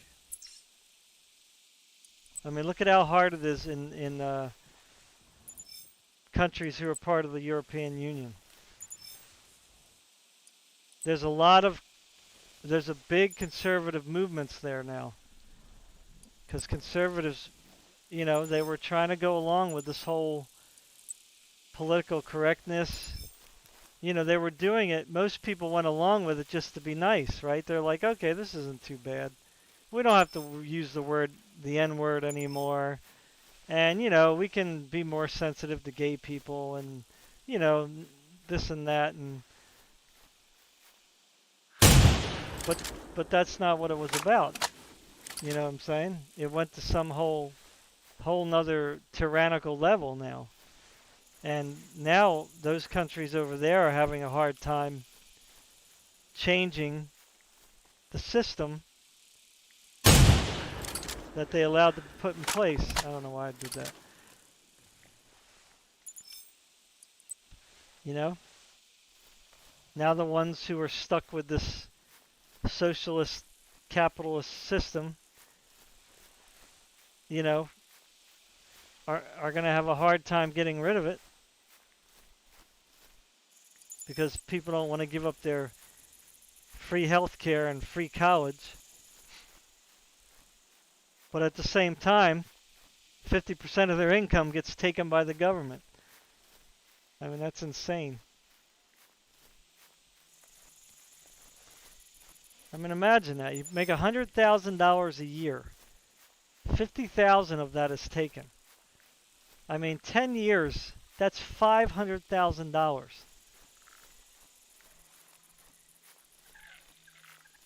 So if you live to be like, say 10, 20, 30, 40, I mean, that's pretty insane. That's $2 million in 40 years. For what? What, for free health care? I mean, most people could just buy health insurance, even a cheap policy, and that would be enough for them. You know? Because most people, I mean, yeah, you could say, well, what about when you have heart problems when you get older and all this other stuff? Well, I mean,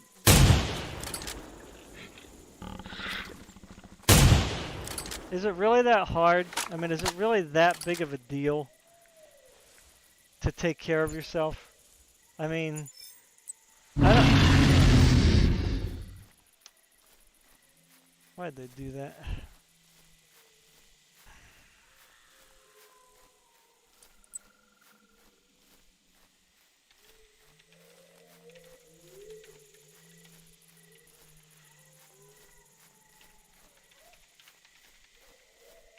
Now, why is it doing?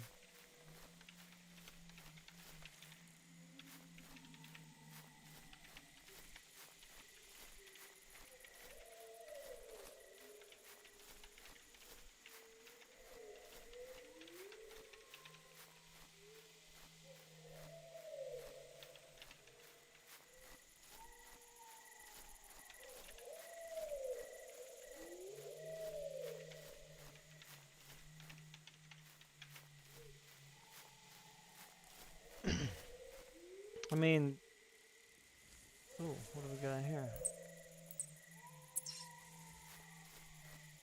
most people won't really use the health insurance until they get old. And in that case, like right now, we already have Medicare. Okay, we already have national health insurance for retired people, right? So, and we already have insurance for poor people here. So we don't need socialism here. You know, the two extremes are already taken care of. But I mean, most people aren't going to really use the insurance that much. They might go for a checkup. You might, rare things might happen where you get a broken bone. I don't think most people break their bones though.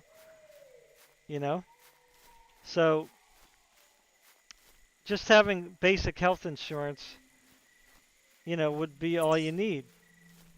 So to take away half of your income to pay for something that you don't really need until you get old is ridiculous. I don't know why people are like, oh, health insurance, it's a human right. No, why? First of all, if you have universal health care, is that going to keep you from dying?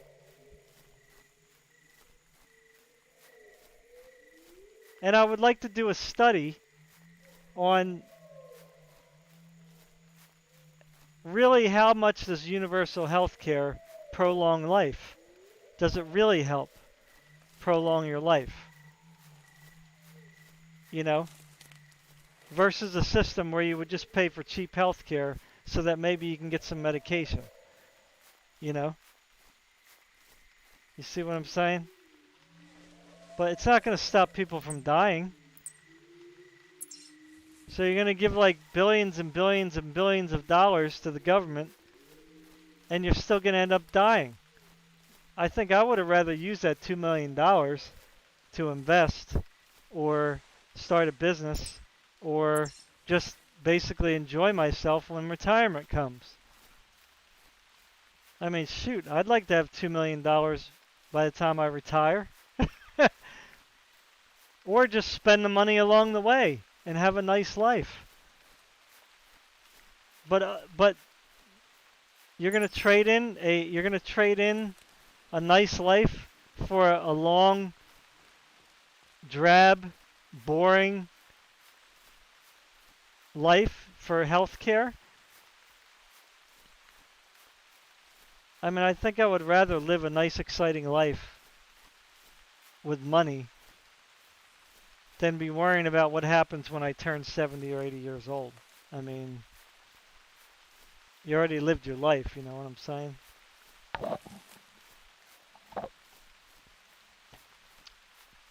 And back to my point about communist and socialist countries. Look at Venezuela. Look at Cuba. Look at Vietnam. Look at China. Look at North Korea.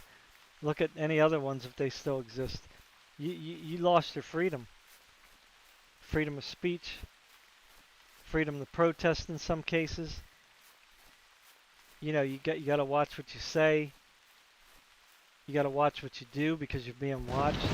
I mean, no guns. You're not allowed to have any guns. So this is the kind of America that you're going to end up with if you vote for these leftist nut jobs who just want power. That's all this is about. It's about power. It's a power struggle. They just want to gain power because they know once they get it, it's going to be very difficult to get it back without a lot of bloodshed. And most people are too weak to fight. Look at Venezuela. There's a lot of people that aren't happy there. Now maybe the communists and criminals are happy because the communists were probably people who were poor anyway and didn't want to work. And the criminals, well, they're fine because they're still making their money doing their criminal stuff. And they have power because they can just kill somebody and the government probably isn't going to do anything. Especially if you start saying, oh, that was one of those other groups. So they'll be like, oh, good. Taking out the trash. I'm telling you. If America goes down, the rest of the world goes down. And climate change, not a real thing. I'm talking about the doomsday. Because climate change is just a loaded word.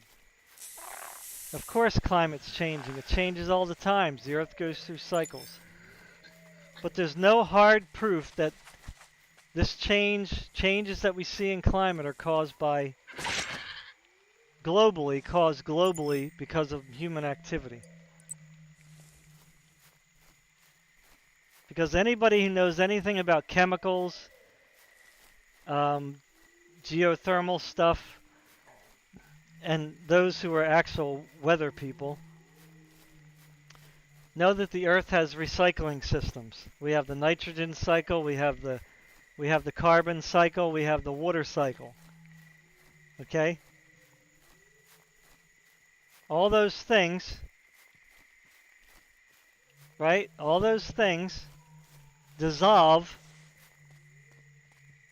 and trap nitrogen, trap carbon, right? Trap even and carbon really isn't the right word. It's CO2. Trap CO2. Hey. Yep, that's the same thing. Here my son has a Triceratops. I don't know if you can see it.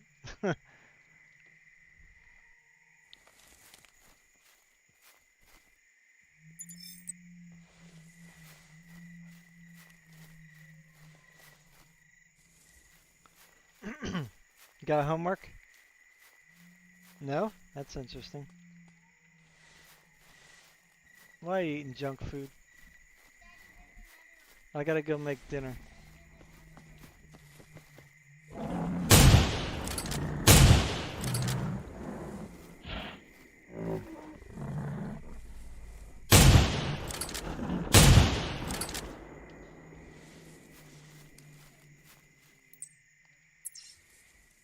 Yeah, global climate change is basically just global warming. That's what they're talking about. They just changed the name so that it's very like vague. And if anybody argues against it, they're going to see like, "Oh, you're just dumb. Of course there's climate change." Cuz it's very hard to just argue that. You know, but they're really talking about global warming, and that's just not a thing. It's just not a thing. Somebody was talking about also they found a bear, like a large bear, like an ancient bear or whatever you want to call him, in a cave in Russia. And somebody just automatically just goes, "Oh, a 39,000-year-old bear."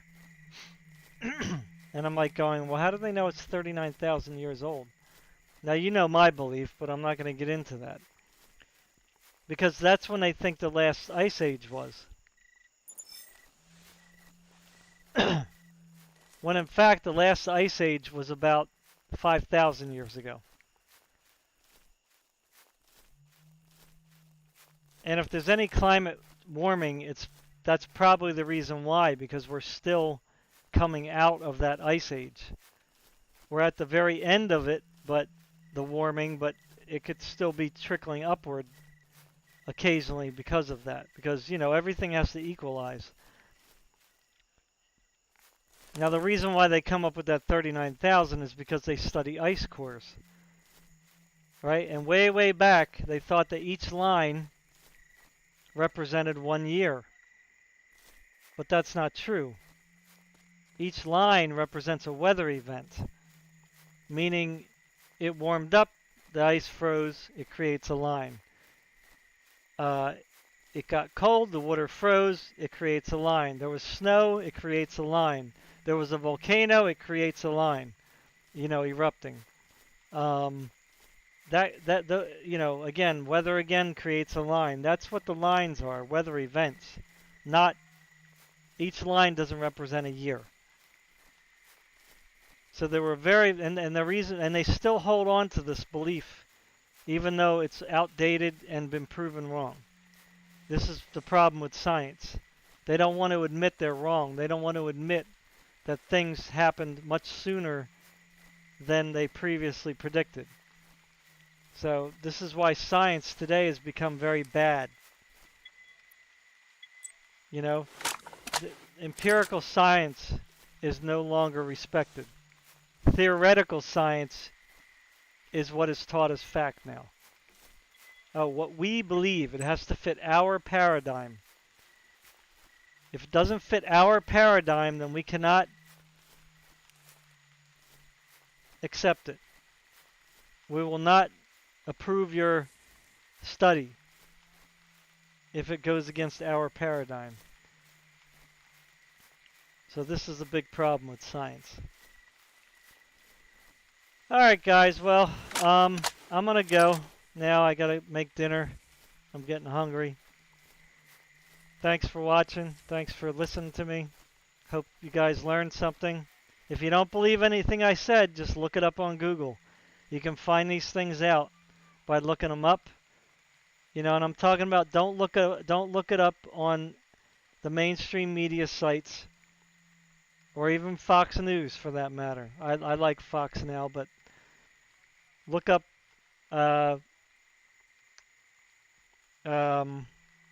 what's it called? I can give you some let me see here.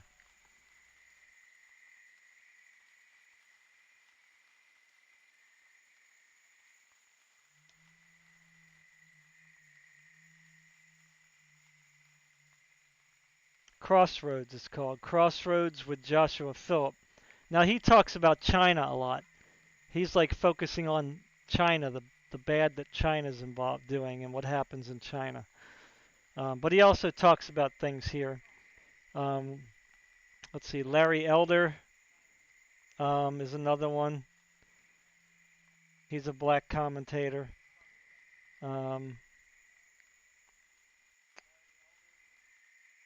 Like here's Joshua Phillips, Crossroads.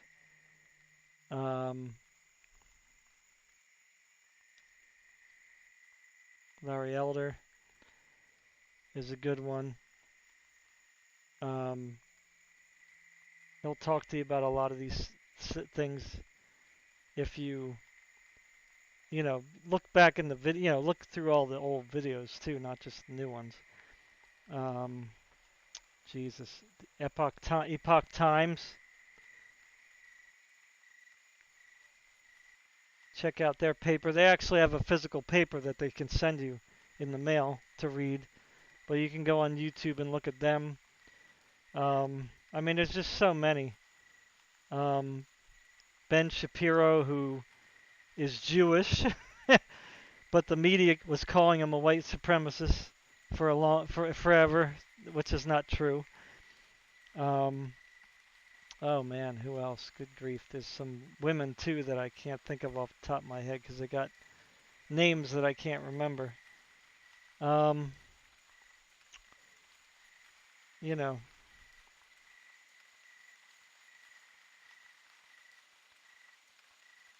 Yeah.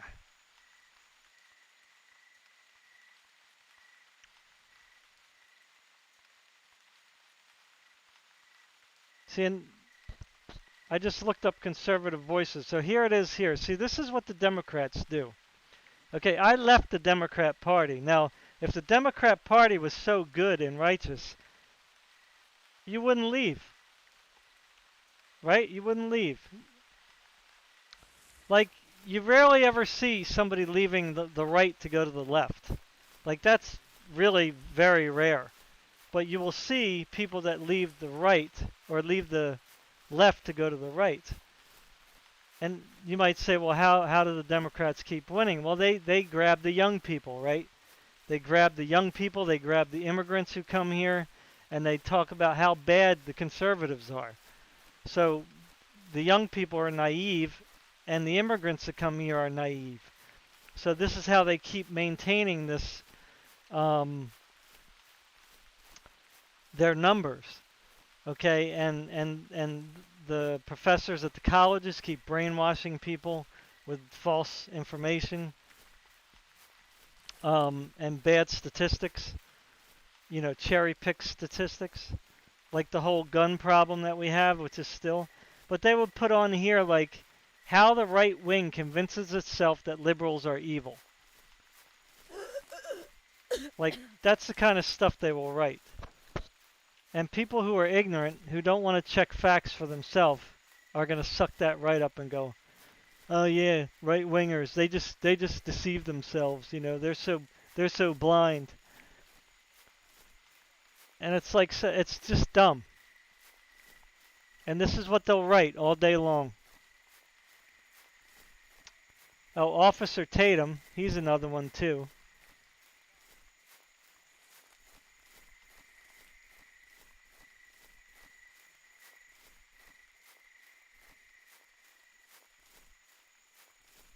Oh no, wait, what's this? No.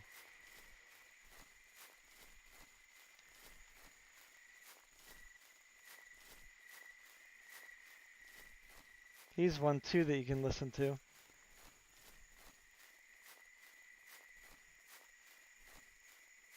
This is, of course, if you don't believe there's black conservatives. I'm pretty much giving you a lot of the popular ones.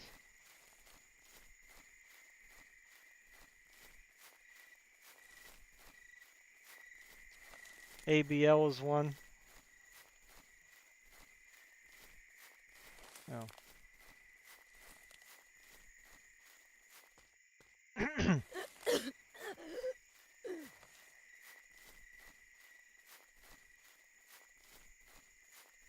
I don't usually like putting links here, but you know, all these, you know, check them out. Don't be afraid. Most of what I just gave you there are black voices who are conservative, you know.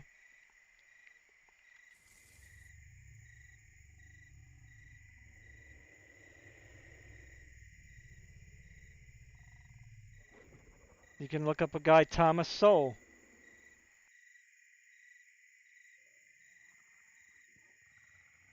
Another black conservative who has been speaking about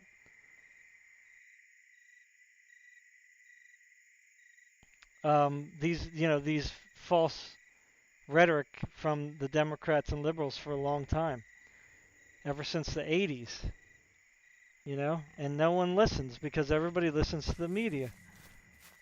The media just lies and lies and lies. They've been feeding people bad information.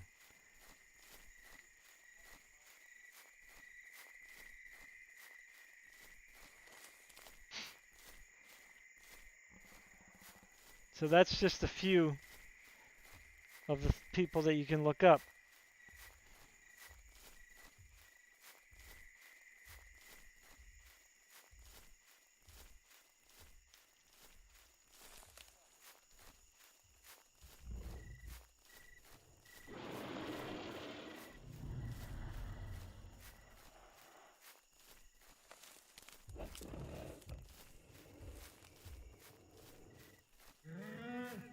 Well, I'm all alone here. That's not good.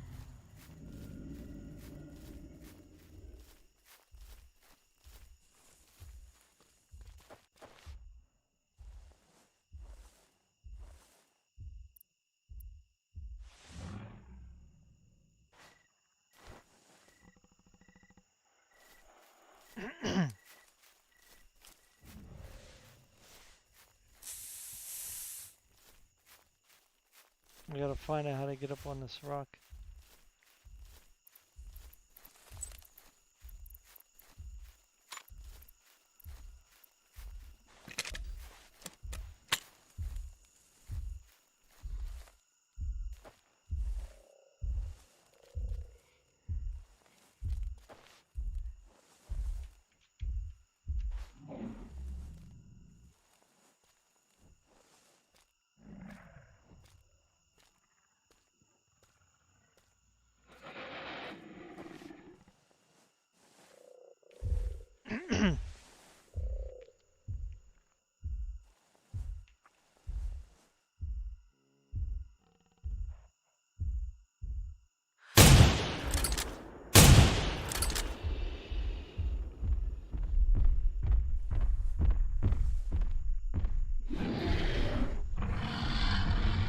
Oh, I fell down. I was trying to rotate with him. And I flipped off. I could have rotated probably. But as soon as you fall off, he'll step on you. Oh well.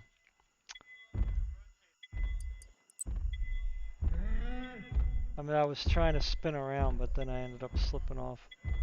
I knew that was, going to be bad. Well, I guess I'm playing for a little bit longer.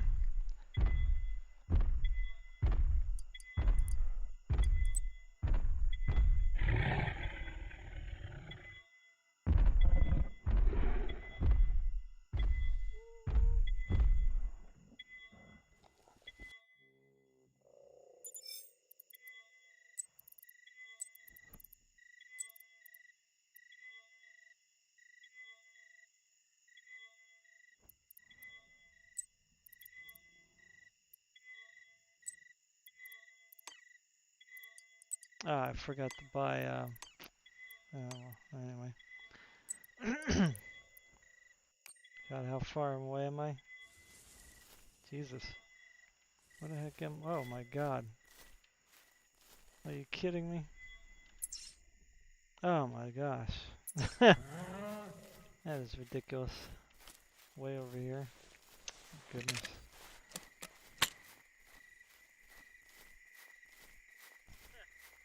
What's up, Erlichosaurus Chanel?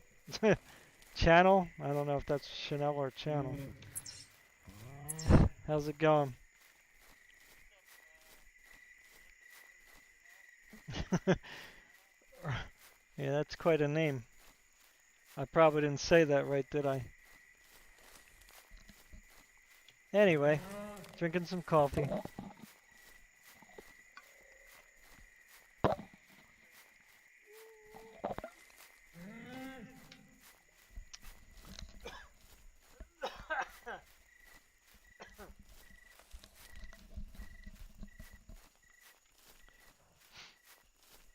Yep, guess I'm playing a little bit longer. Wow, I got a long way to go, don't I? Phew.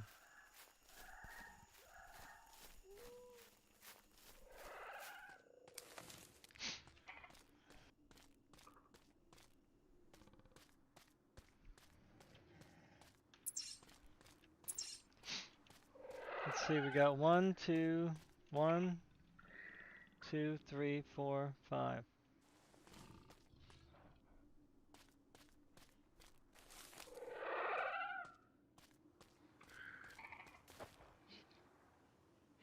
I guess I gotta wait until they get closer.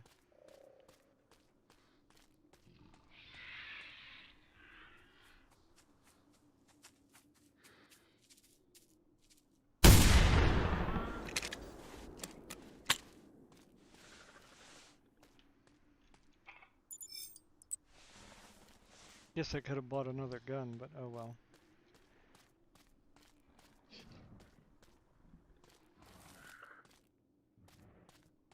Where'd that other one go? Thought there was one close to that one.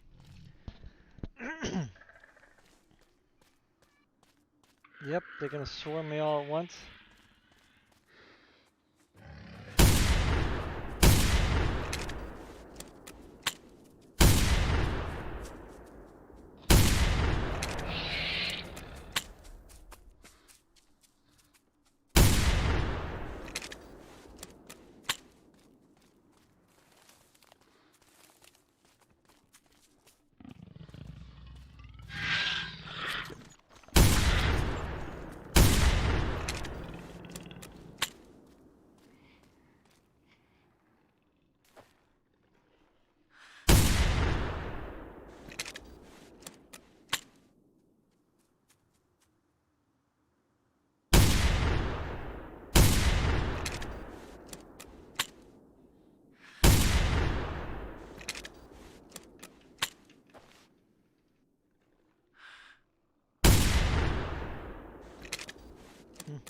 Should have died, that guy.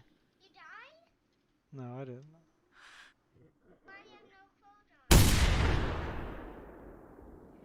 Yeah, I died, but I'm talking about them.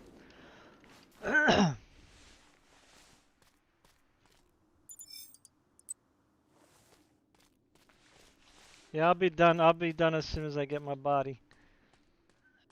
So far away. I don't know where that other one died. Got a long walk.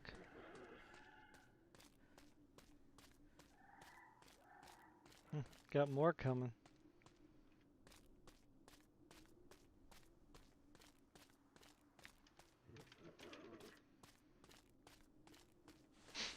You have to catch you next time, Herky. I mean, I keep forgetting to,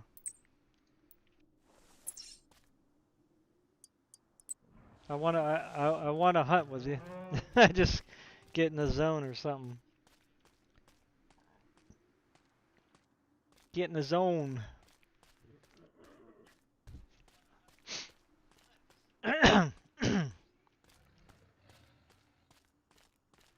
Hey, if anyone wants to play Serious Sam, let me know. Like Serious Sam 2. Although I haven't played Serious Sam 3 yet. Excuse me. I don't really know what the difference is between 2 and 3, to be honest with you. But either way, I mean, I'll play whatever. It doesn't matter. 1, 2, 3. Because I want to play it in VR. But with Serious Sam, I'm able to play VR. I'm able to play in VR with people who are on desktop. So that way I'll be able to stream it in VR. And you can see me play it in VR. And then, you know, you guys can join if you want. And we can play Serious Sam together. That would be kind of cool. I mean, I know it's an old game, but whatever. It's still fun in VR.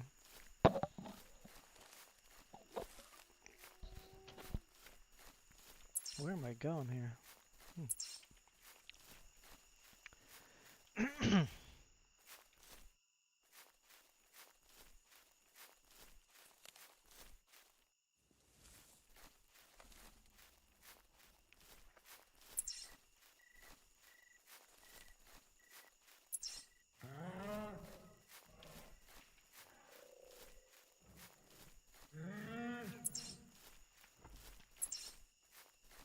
I hear a bird.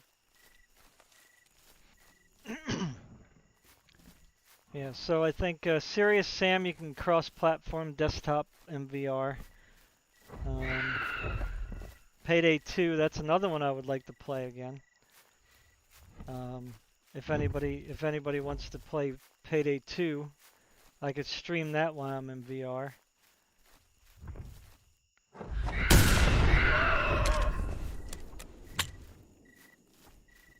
Payday 2 is pretty intense. Boy, I had to flip up that gun quick, didn't I? He kept bouncing like up every time he hit that, like, I guess this kind of hump here. Really weird. Quick on the draw, or quick on the scope. I don't know how you say it.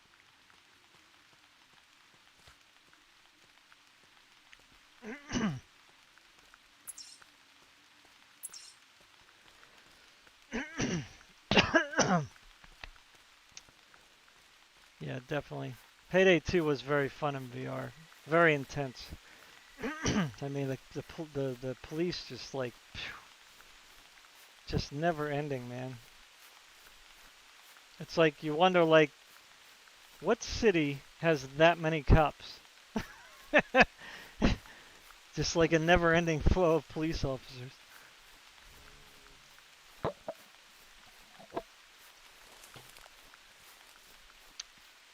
But yeah, Serious Sam, I have an itching to play that. But I definitely would want to play it with someone else. I mean, if I have to, I'll probably see if my I mean, my son could play it, but it is kind of, well, the first one isn't that bloody, but I don't really I don't prefer to have them see people running around with their heads off. I mean, if they didn't have that in the game, I probably would be okay with them playing it, but, you know, just certain things. You know, I don't want the kids to get the images in their head. I mean, you got to protect your children, man. And you don't forget that stuff. Like, when you see grotesque stuff, I mean, that stays with you for your whole life, you know? So, it's one thing to just have a shooter where you're, you know, shooting animals or robots, but, you know, you got to protect them.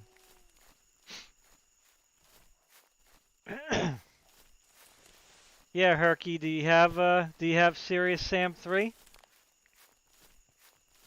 I'd be happy to play it with you. I can play in VR and stream it.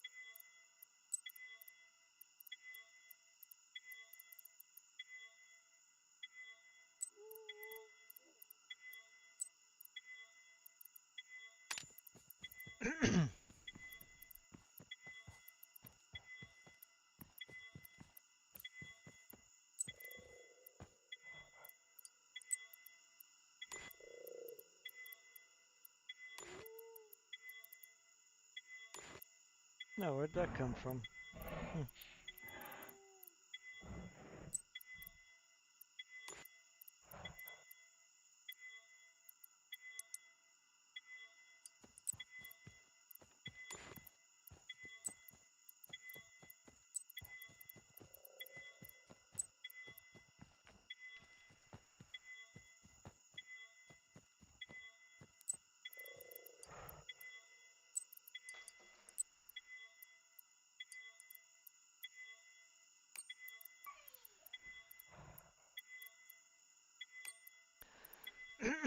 Alright. It's revenge time. Oh, I don't have my sniper scope. Crap.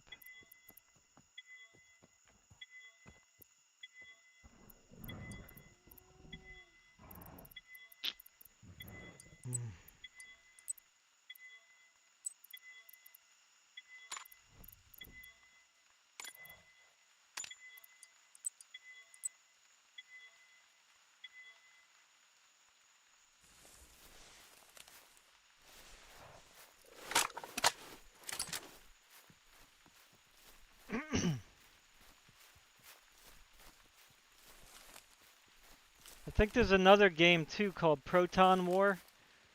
It's like kind of like Unreal Tournament. I mean, it's pretty much the same basic thing as Unreal Tournament, except it's in VR. But I think in that game you can play with VR people and desktop people, and it does have bots. So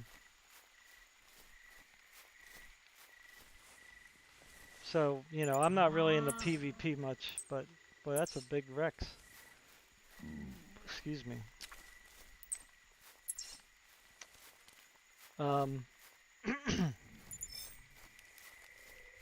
was I saying now? Oh, Proton War. Yeah, I'm not really into PvP too much.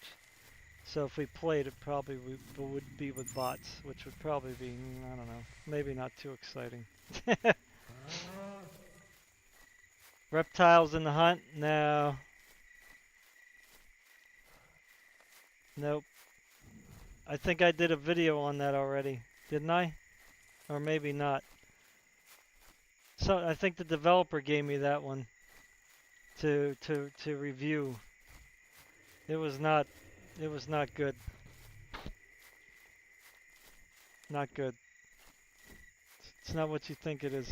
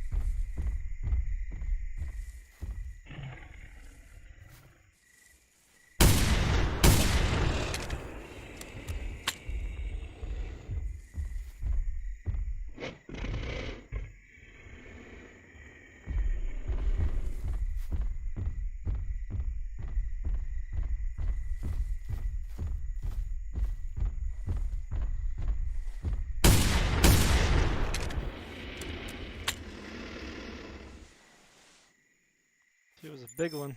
I wonder how heavy she was. 64, 65. Look at that.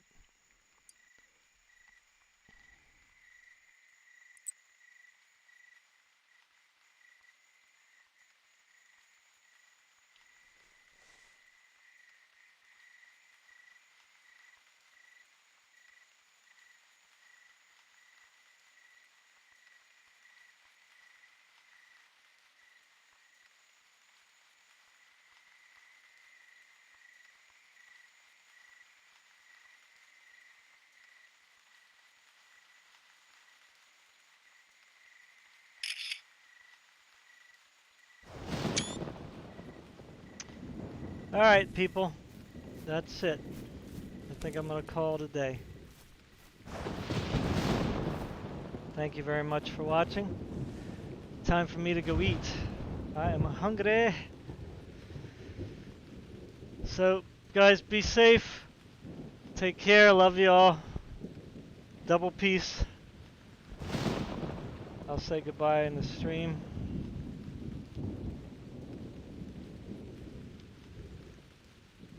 Take care. Don't forget to like, subscribe, and all that good stuff. If you want to donate, I think my links are in the YouTube channel page somewhere. I think up top. You know, I'm trying to save up to get some new hardware. You know, so we'll see how that goes.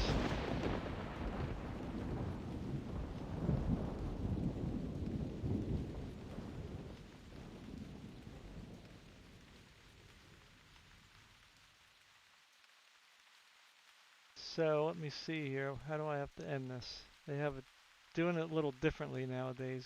I have a hard time keeping up. All right, so take care, everyone. Bye.